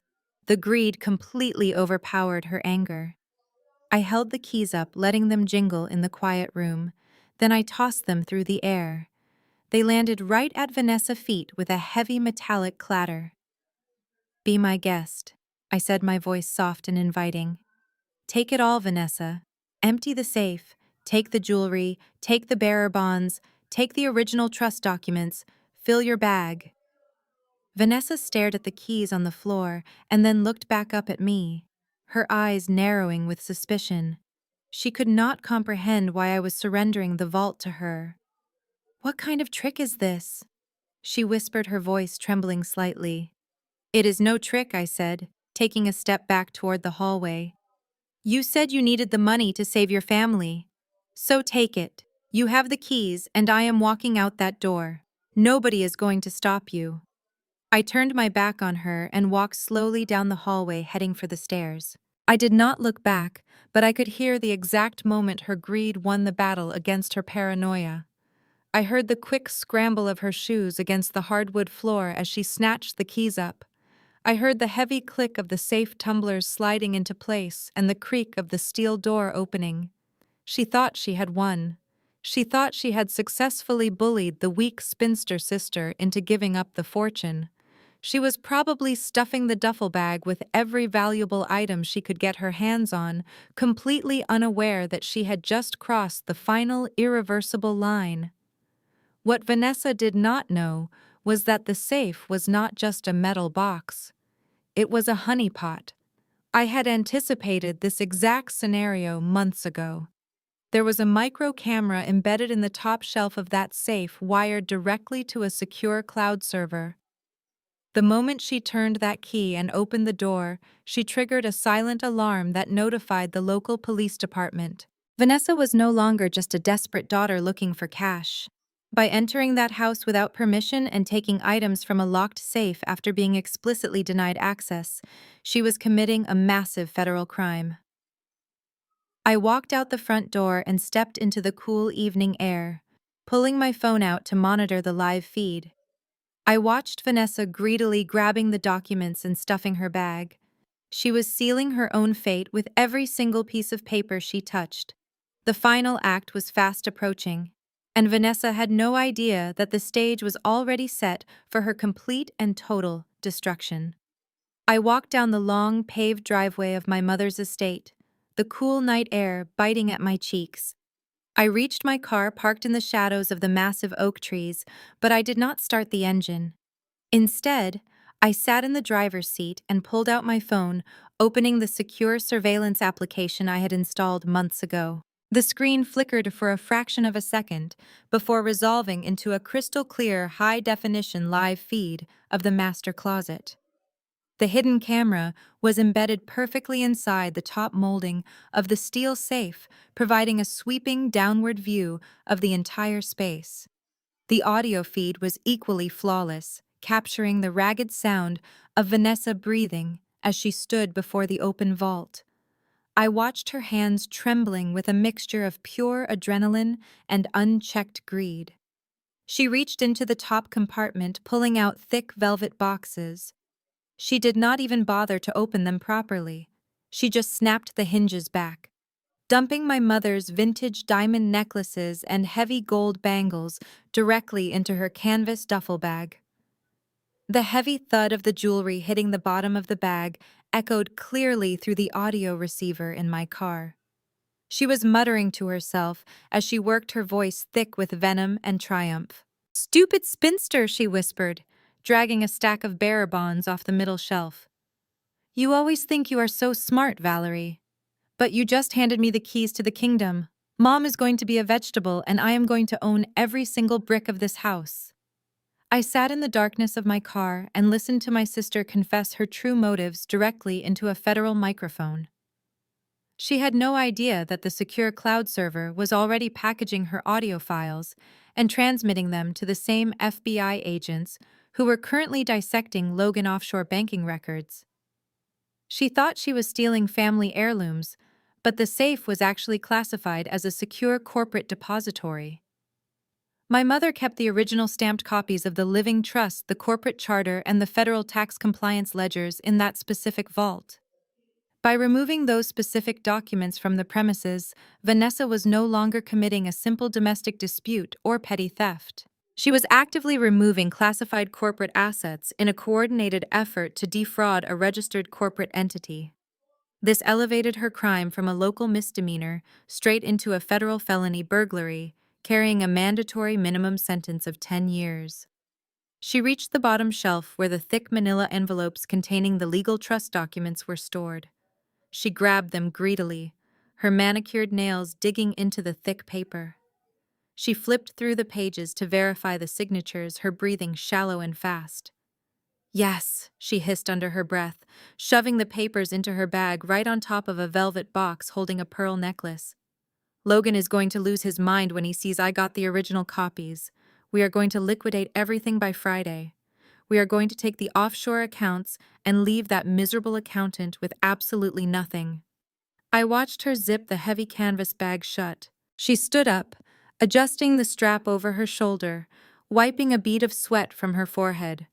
She looked around the ruined closet one last time, a sickening smile of absolute victory plastered across her face. She thought she had outplayed the system. She thought she had broken the rules and won the ultimate prize without facing a single consequence. For her entire life, she had always taken whatever she wanted without ever paying the bill. This time, the bill was finally coming due. But as she turned to walk out of the closet, a faint sound pierced the quiet audio feed. It started as a distant wail echoing through the wealthy Atlanta suburb.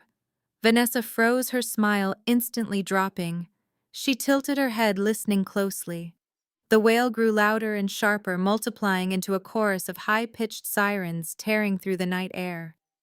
I rolled down the window of my car, resting my arm on the doorframe. The flashing red and blue lights began to reflect off the brick walls of the neighboring mansions, painting the dark street in a chaotic strobe of color. The silent alarm I had rigged to the safe tumblers was not just a generic security system. It was a direct priority line to the local precinct flagged specifically for a burglary in progress at a high-net-worth corporate residence. The police were not casually driving by to check on a noise complaint. They were responding to a felony in progress with multiple units. On the screen, Vanessa dropped the heavy bag onto the floor. The thud was deafening on the audio feed. The panic in her eyes was absolute. She scrambled out of the closet, running toward the master bedroom window. The camera caught her shadow, darting back and forth as the flashing police lights flooded the second-floor bedroom, illuminating the absolute chaos she had created. "What did she do?" Vanessa screamed, pulling at her own hair, her voice cracking with pure terror. "What did that crazy bitch do?" She ran back into the closet, staring at the duffel bag, as if it had suddenly caught fire. She realized in that exact moment why I had tossed her the keys so willingly. She realized I had not surrendered at all. I had simply built a cage out of her own greed and handed her the padlock. She tried to pick up the bag to hide it, but it was too heavy, and her hands were shaking too violently to lift the canvas straps. She looked frantically around the closet, trying to find a place to shove the stolen jewelry and the federal documents, but there was nowhere to hide the physical evidence of her crime. Downstairs, the heavy oak front door was breached with a massive crash. The audio feed picked up the loud, authoritative shouts of the police officers flooding the grand foyer. "Atlanta police, show your hands, make yourself known." The voices echoed up the sweeping staircase, reverberating through the empty mansion. Vanessa collapsed onto the closet floor, pulling her knees to her chest. She covered her ears, but there was nowhere to hide from the reality of her choices. The heavy, tactical footsteps pounded up the stairs, moving rapidly down the second-floor hallway. The master bedroom door was thrown open, hitting the wall with a loud bang. On my phone screen, 2 officers stepped into the frame of the closet, their heavy tactical flashlights cutting through the darkness and blinding the camera for a split second. Vanessa threw her hands into the air, sobbing hysterically, her designer clothes covered in the dust from the smashed shelving. "Do not shoot!" she wailed, her face completely twisted in fear. "I am the daughter. This is my mother's house. I am allowed to be here. You cannot arrest me." The officers did not lower their weapons. They saw the smashed wooden paneling, the ransacked drawers, and the open steel vault. They saw the canvas duffel bag overflowing with vintage diamond necklaces and corporate financial documents. "Step away from the safe and put your hands behind your back." An officer commanded, his voice, leaving absolutely no room for negotiation. She tried to argue, trying to pull the same manipulative gaslighting routine she and Logan had used at the hospital. "You do not understand, my sister set me up," she cried as an officer grabbed her arm and forced her around, pinning her against the wall. "She gave me the keys. She told me to take it. She is the one who belongs in jail, not me." "Ma'am, you are under arrest for breaking and entering and grand larceny," the officer said smoothly, pulling her arms back and clicking the heavy metal handcuffs around her wrists. The sound of the locking mechanism was the most satisfying noise I had ever heard. "You have the right to remain silent. Anything you say can and will be used against you in a court of law." I watched as they hauled my weeping, terrified sister out of the closet, dragging her past the ruined designer clothes and out of the camera frame. The audio feed picked up her desperate, pathetic screams, fading down the hallway and down the stairs. I closed the application on my phone and placed it gently on the passenger seat. I started the engine of my car, the quiet hum of the motor, a stark contrast to the chaotic flashing lights swarming the estate in my rearview mirror. Logan was completely exposed at the corporate office, and his forged financial transfers were sitting in a federal escrow account. Vanessa was sitting in the back of a squad car, wearing steel bracelets. The foundation of their criminal empire was entirely demolished. They thought they could steal a life, but they had only succeeded in destroying their own. Now all that was left was to gather the surviving family members and deliver the final crushing blow. I put the car in drive and pulled away from the curb, heading toward the law firm where the ultimate reading of the trust would take place. The morning sun reflected off the towering glass skyscrapers of Midtown Atlanta as I walked into the marble lobby of the prestigious estate planning law firm. It had been 48 hours since the chaos at the hospital and 12 hours since Vanessa was dragged out of my mother's closet in handcuffs. I took the private elevator up to the penthouse level, my heartbeat remarkably steady. When the polished steel doors slid open, I stepped into the opulent reception area. The tension in the air was so thick it was suffocating. I walked down the plush carpeted hallway toward the main conference room and pushed the heavy mahogany doors open. The scene inside was a masterclass in toxic family dynamics.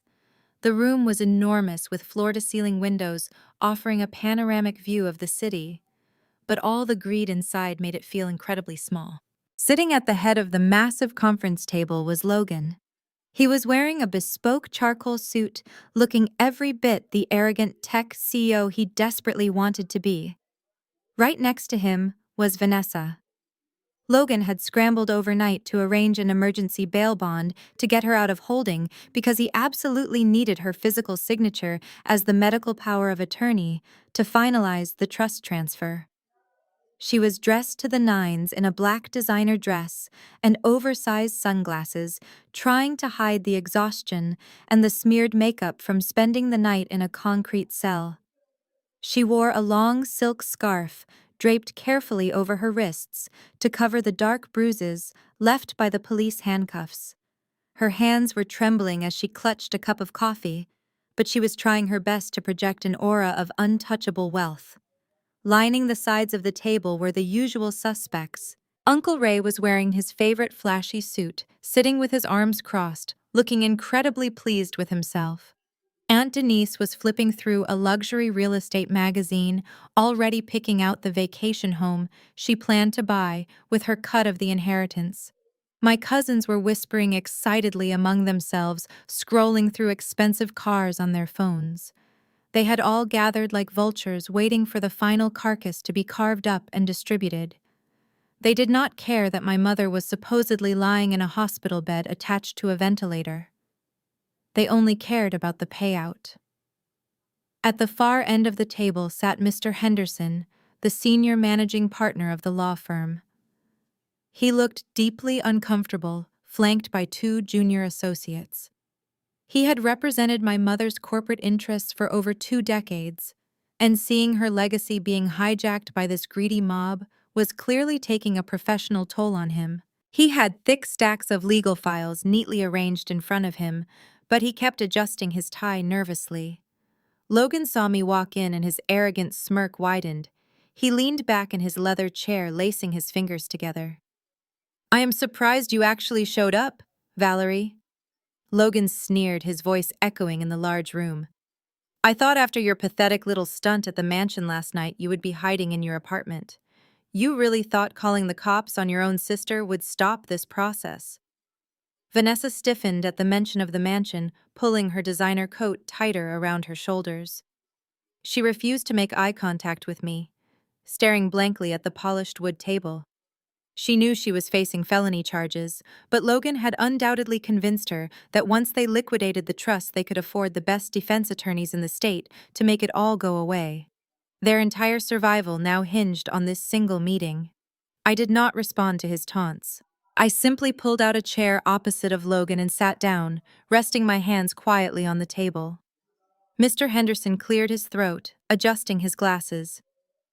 "Let us begin," the senior lawyer said, his voice tight with professional restraint.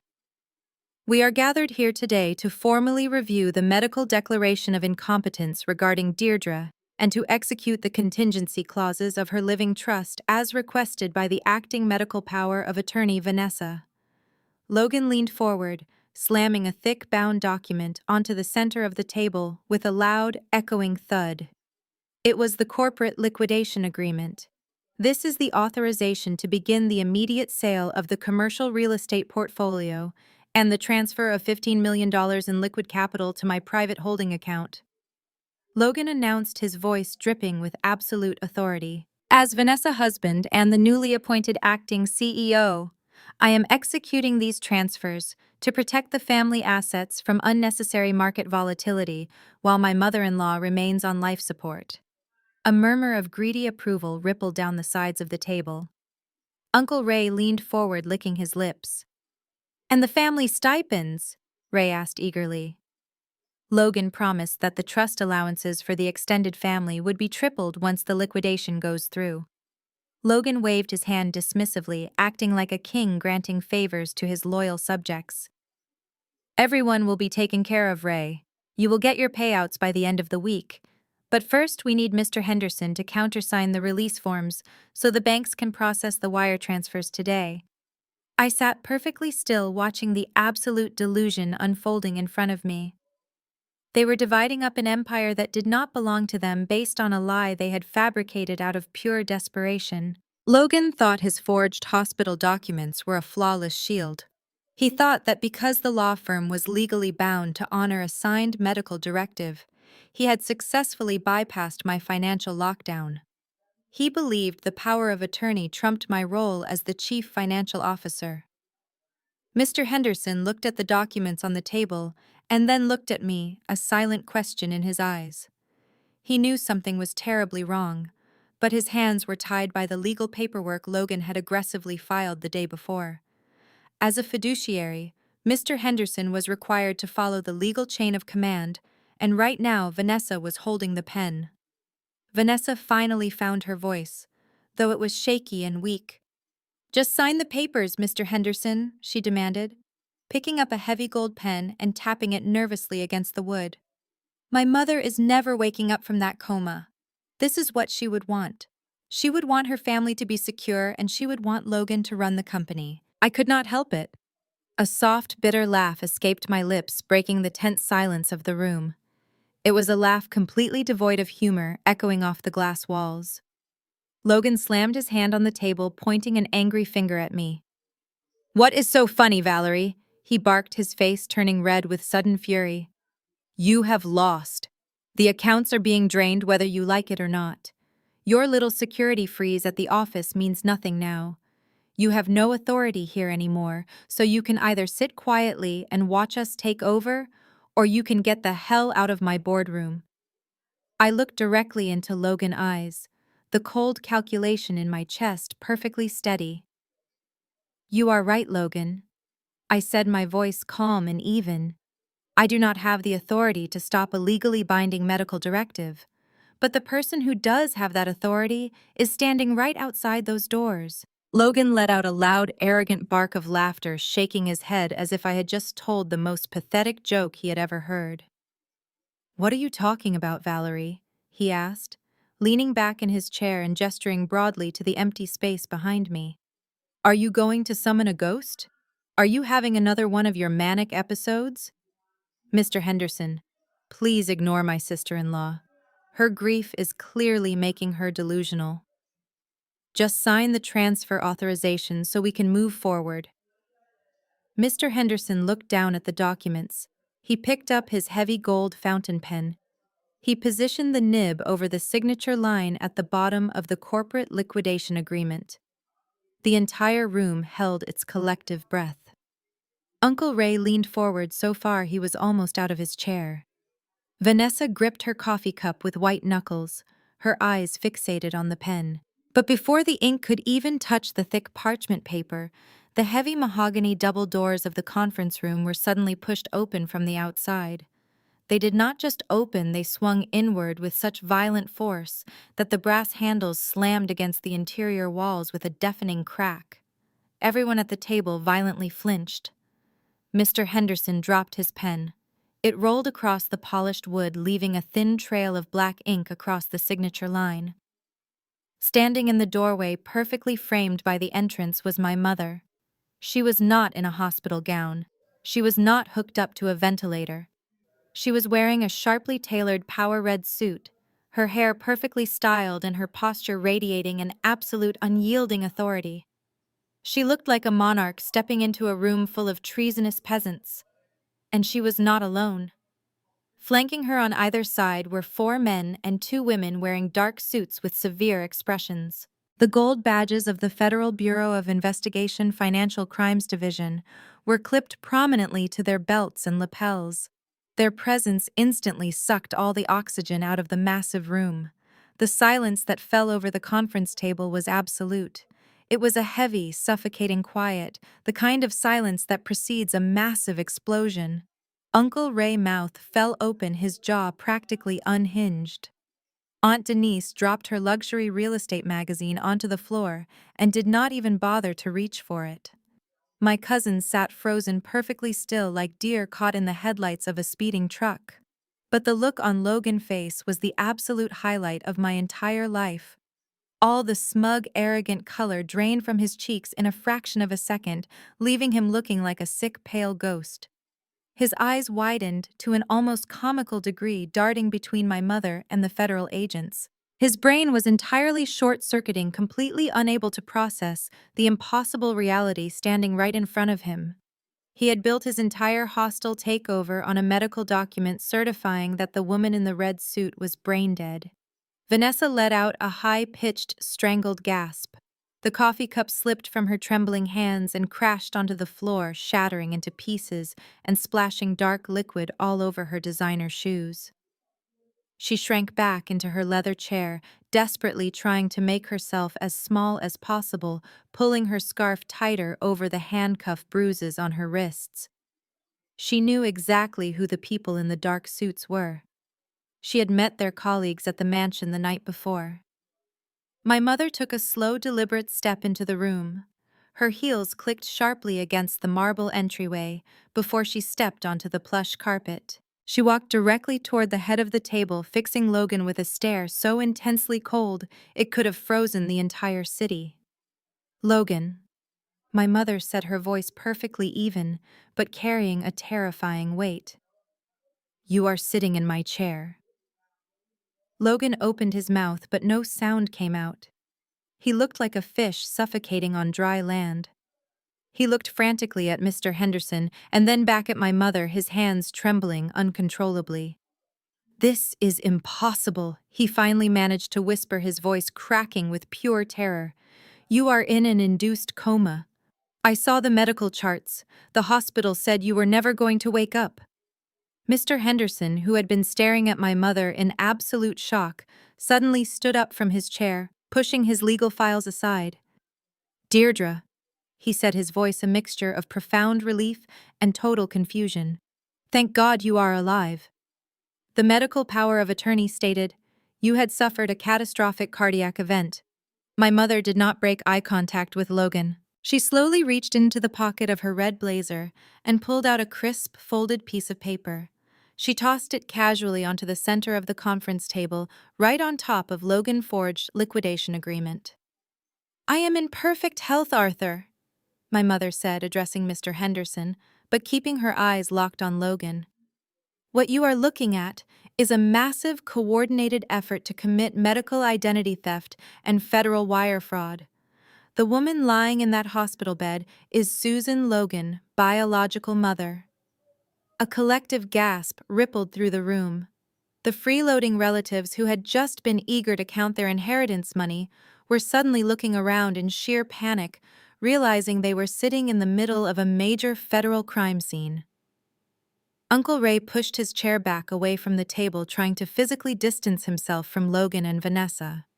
Logan frantically shook his head, holding his hands up in a pathetic defensive gesture. No, this is a misunderstanding," he stammered, his voice rising in pitch. "Vanessa made a mistake at the hospital. She just grabbed the wrong insurance card in a panic. We were going to clear it all up today. The corporate transfer was just a protective measure to keep the stock prices stable. I walked forward, standing right next to my mother, feeling an immense wave of pride. Protective measure, I echoed, crossing my arms. You authorized a $15 million wire transfer to an offshore holding account that you personally control. An account that is currently flagged by the feds for ties to an illegal gambling syndicate. You were not protecting the company, Logan. You were trying to pay off your violent loan sharks before they broke your legs. The lead FBI agent, a tall man with a stern face, stepped forward into the room, his hand resting casually near his duty belt. Logan, the agent, said, his voice booming with authority. Please stand up and step away from the table. The realization of his absolute defeat washed over Logan's face. His shoulders slumped and he slowly pushed himself up from the heavy leather chair, his knees visibly shaking. He stumbled backward away from the head of the table, bumping into the glass wall behind him. He looked at the faces of the relatives who had been cheering him on just moments ago. They were all staring at him with undisguised horror. The parasites had instantly turned on the host the moment the feds walked into the room. My mother walked to the head of the table. She picked up the corporate liquidation agreement, the document Logan had tried to use to steal her entire life work. She held it up, looking at the forged signatures and the fake notary stamps. She did not tear it up. She did not throw it at him. She simply handed it to the lead federal agent standing beside her. This is Exhibit A. My mother said, her voice echoing in the quiet room. And there is plenty more where that came from. The sheer power radiating from her in that moment was breathtaking. She had completely reclaimed her throne without raising her voice. She had walked into a room full of traitors and systematically dismantled them with nothing but the truth and the full weight of the federal government. The high-stakes boardroom had officially become a trap, and the steel doors were locking firmly shut. The steel doors were locking firmly shut, but Logan was not ready to surrender. His brain was entirely incapable of accepting defeat, so he resorted to the only tactic he had left. He completely doubled down on his own delusion. He lunged forward, placing his hands flat on the polished wood table, and turned his frantic gaze toward Mr. Henderson and the federal agents. Do not listen to a single word she says! Logan screamed, his voice cracking as he pointed a trembling finger directly at my mother. She is mentally incompetent. She is completely insane. She escaped from the psychiatric ward. The room fell so silent you could hear the air conditioning humming through the ceiling vents. Uncle Ray actually covered his face with his hands, embarrassed by the sheer desperation radiating from Logan. She has severe dementia. Logan continued, speaking faster and faster, the sweat beading on his forehead. The hospital put her in an induced coma because she was a danger to herself. She must have woken up and wandered out. She is hallucinating. She does not know who she is or what she is saying. Mr. Henderson, you have the declaration of incompetence right there in front of you. Look at the signature from the doctor. I am the acting medical power of attorney, and I am ordering you to have this woman detained and sent back to the hospital immediately before she hurts someone. He looked at the lead FBI agent, a wild manic energy in his eyes. Officer, you need to arrest her and her daughter. Valerie is the one orchestrating this. She kidnapped a mentally unstable woman from an intensive care unit just to disrupt a legal corporate meeting. It was a truly spectacular performance of absolute sociopathic gaslighting. Logan was standing 3 feet away from a perfectly healthy, highly articulate billionaire wearing a tailored suit, and he was trying to convince a room full of federal agents that she was a wandering dementia patient. He was trying to weaponize the very legal documents he had forged to silence the victim of his crime. Vanessa squeezed her eyes shut, burying her face in her hands. She knew the game was over.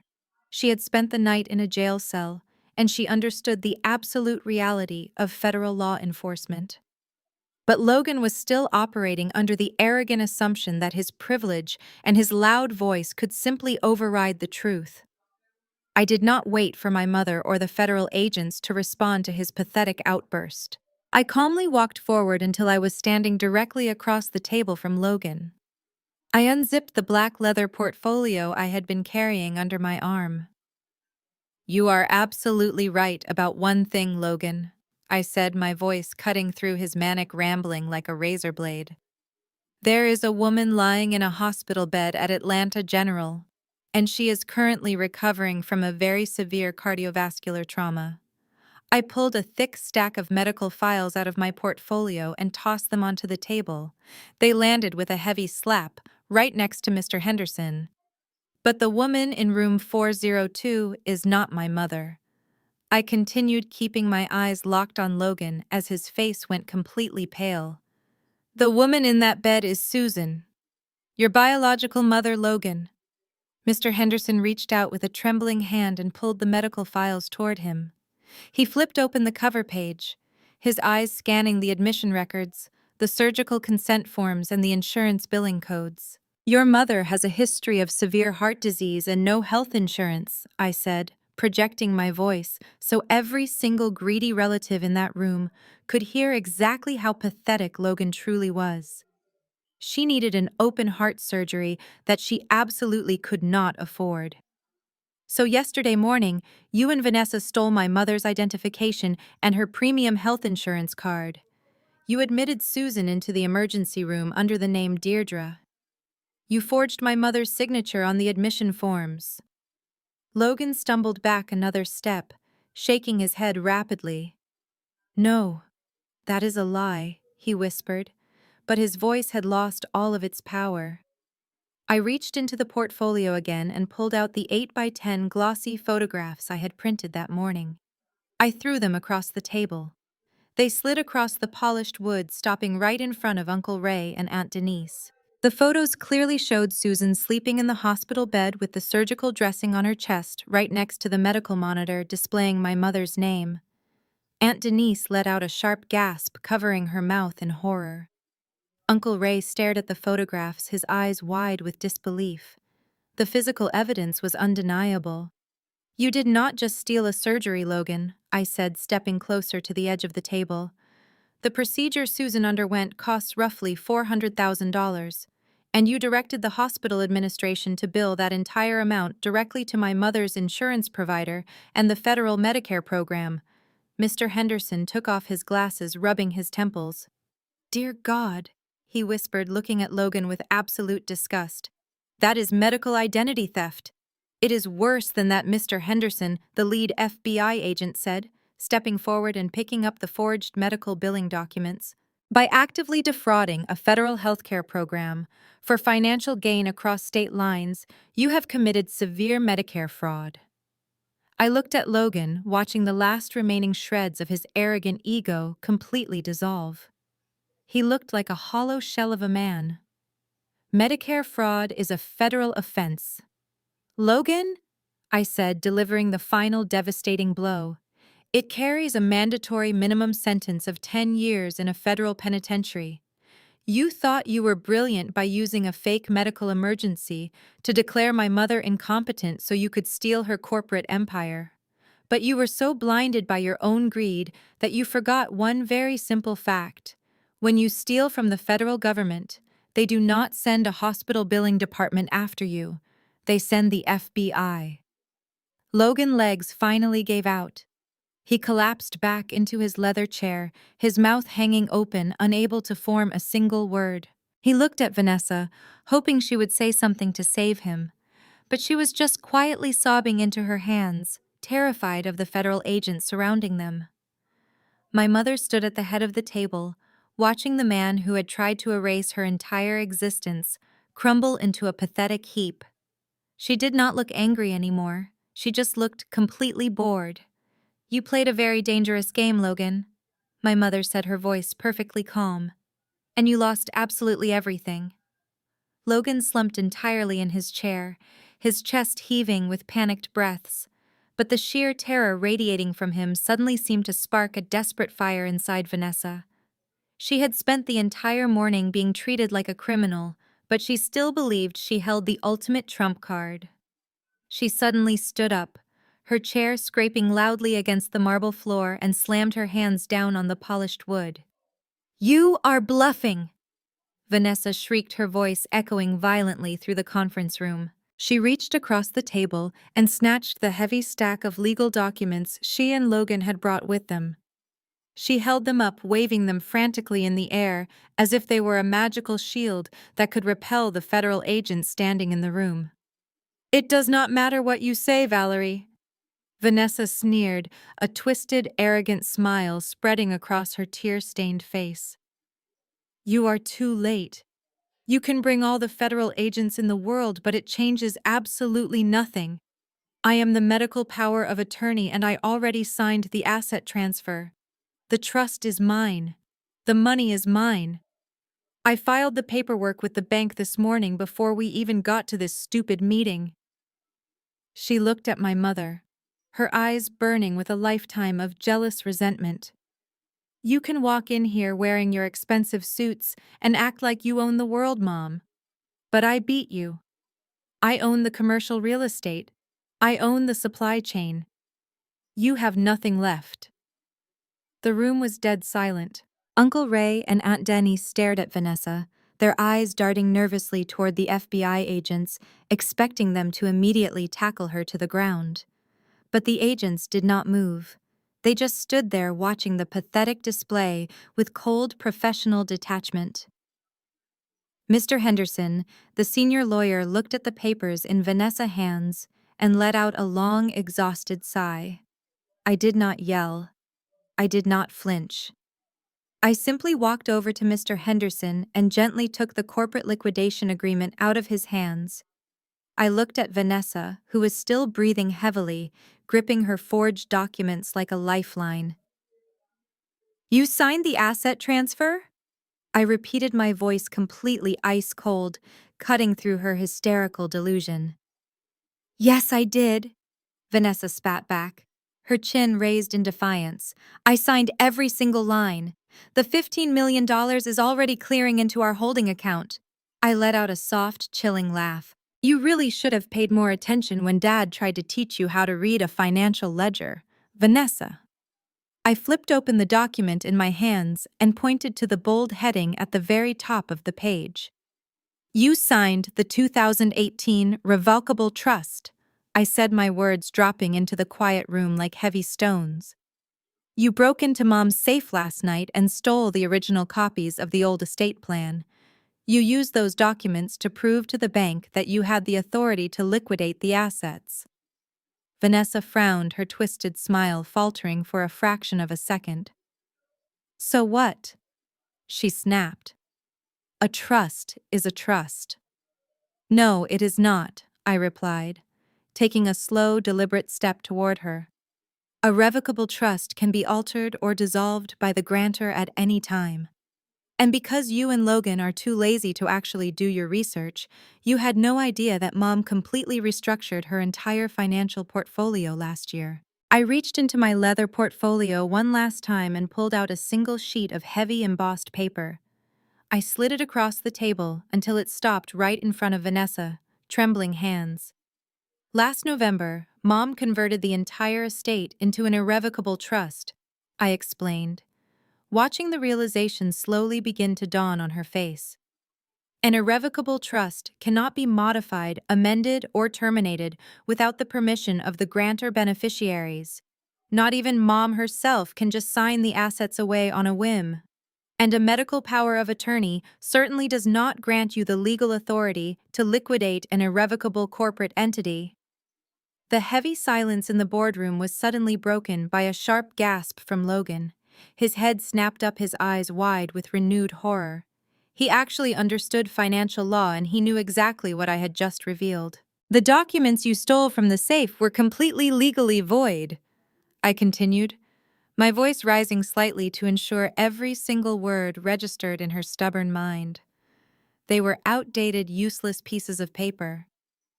The trust you thought you were draining does not even exist anymore. The $15 million never moved. The bank flagged the transaction the moment it hit their clearinghouse because the account numbers you provided belonged to a defunct legal entity." Vanessa dropped the papers she was holding. They scattered across the table, fluttering to the floor like dead leaves. Her mouth opened and closed, but she could not find any words to scream. But the absolute best part, Vanessa, I said, leaning over the table, bringing my face just inches from hers, is what you did this morning. By walking into a federally insured bank and signing your name on those loan transfer documents, claiming you had the legal authority to authorize a $15 million wire transfer using voided paperwork, you crossed a very specific legal line. I looked up at the lead FBI agent, who gave me a curt nod. You did not just try to steal from your family. Vanessa, I whispered the final blow, landing with devastating precision. You intentionally submitted fraudulent financial documents to a federal banking institution. Every single signature you forged on those bank loan documents today just landed you and your husband a first-degree bank fraud charge. The words hung in the air, heavy and absolute. First-degree bank fraud. It was not a family dispute. It was not a civil matter that could be settled with a slap on the wrist and an apology.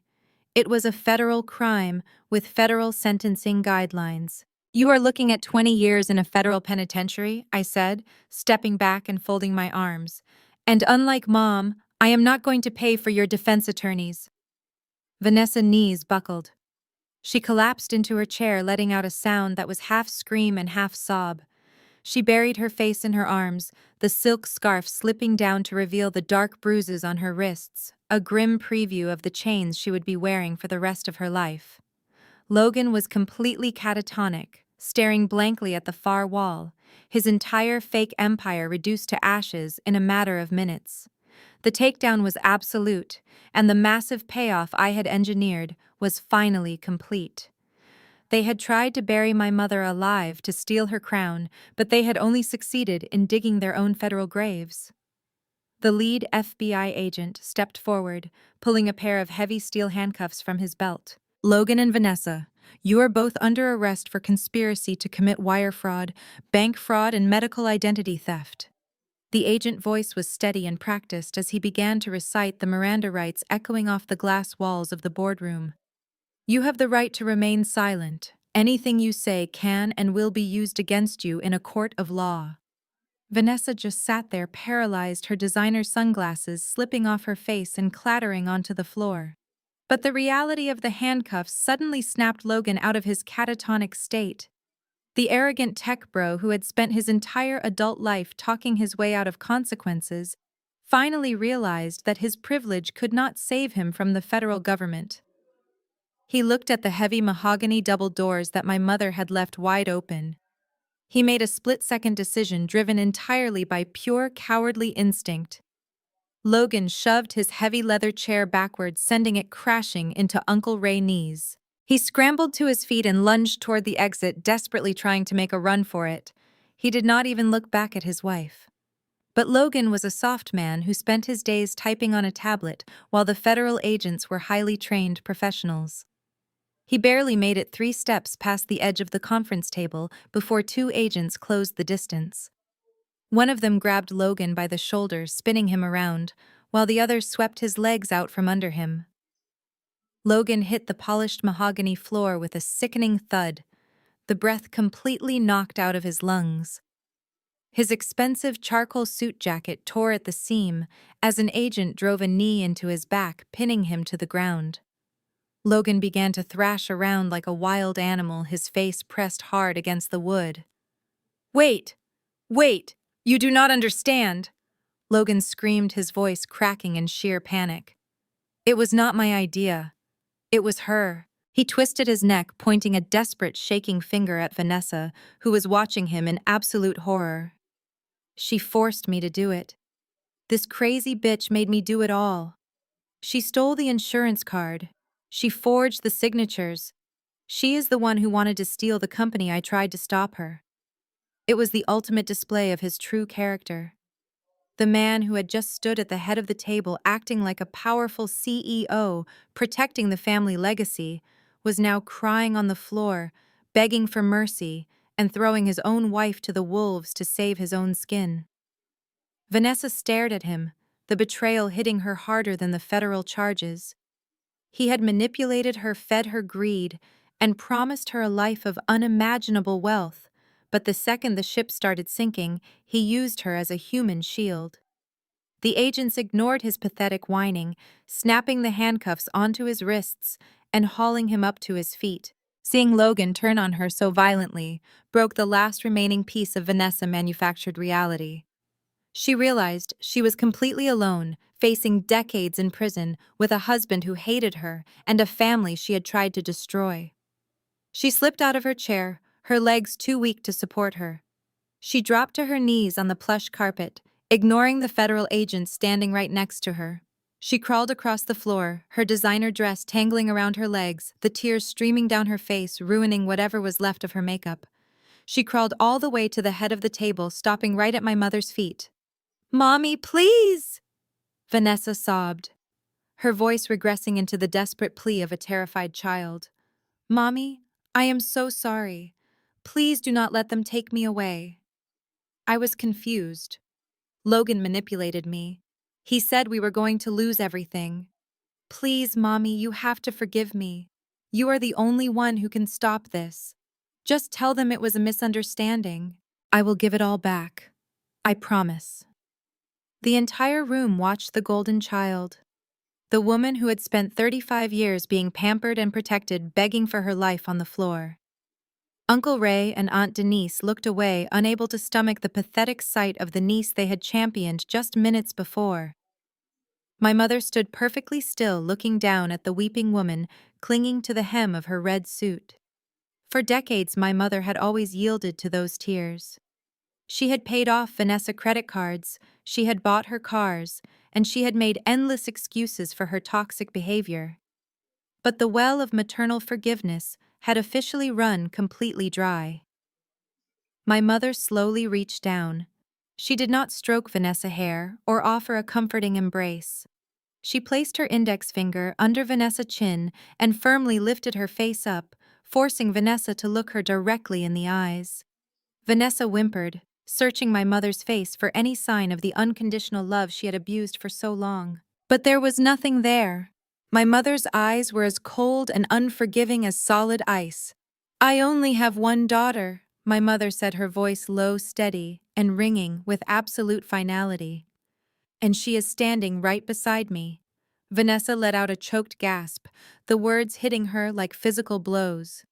"You are not my child." My mother continued, her tone devoid of any emotion. "You are a parasite who tried to drain the life out of the people who fed you. You are hereby excised from this family.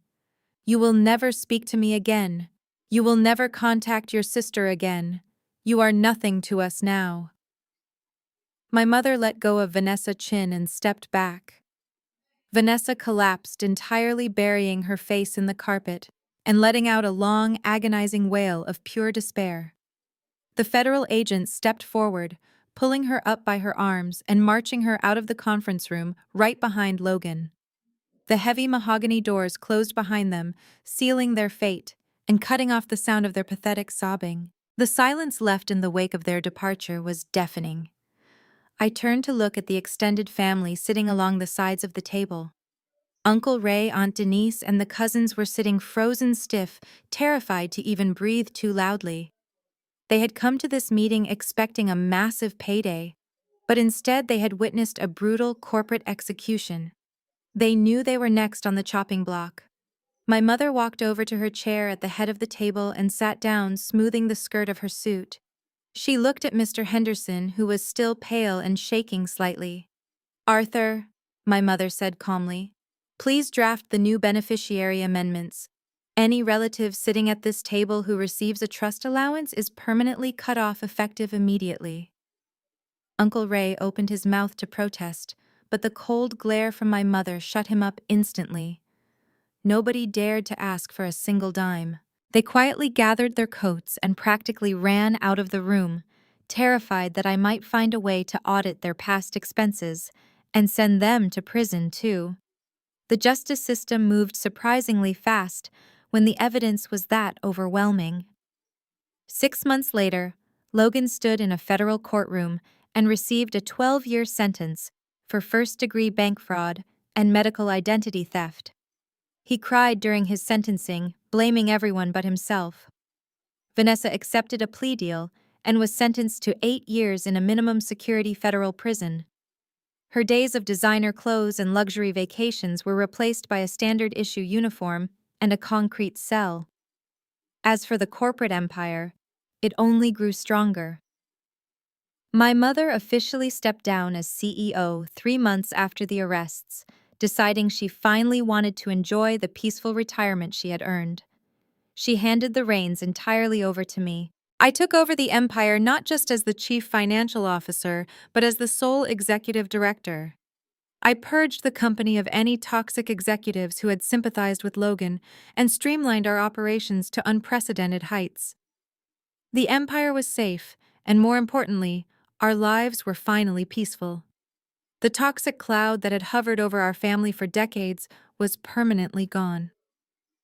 As I sit behind my desk today, looking out over the Atlanta skyline, I realize the most valuable lesson I learned from that entire ordeal. Never let bloodlines become an excuse for people to bleed you dry. Society conditions us to believe that family is an unbreakable bond that we must endure. Abuse and manipulation simply because we share the same genetics. But toxicity does not care about DNA. Sometimes amputating a tumor called family is the only surgery that will save your life. You do not owe your success, your wealth, or your peace of mind to people who only view you as a resource to be exploited. True family is built on respect and mutual protection, not entitlement and fraud. Have you ever had to legally cut off a toxic relative or stand your ground against a family member who tried to manipulate you? Let me know in the comments below. If you enjoyed the story, please hit the like button and subscribe for more content about protecting your peace and fighting back against toxic people. Stay strong, stay smart, and never be afraid to burn down the bridges that lead to nowhere.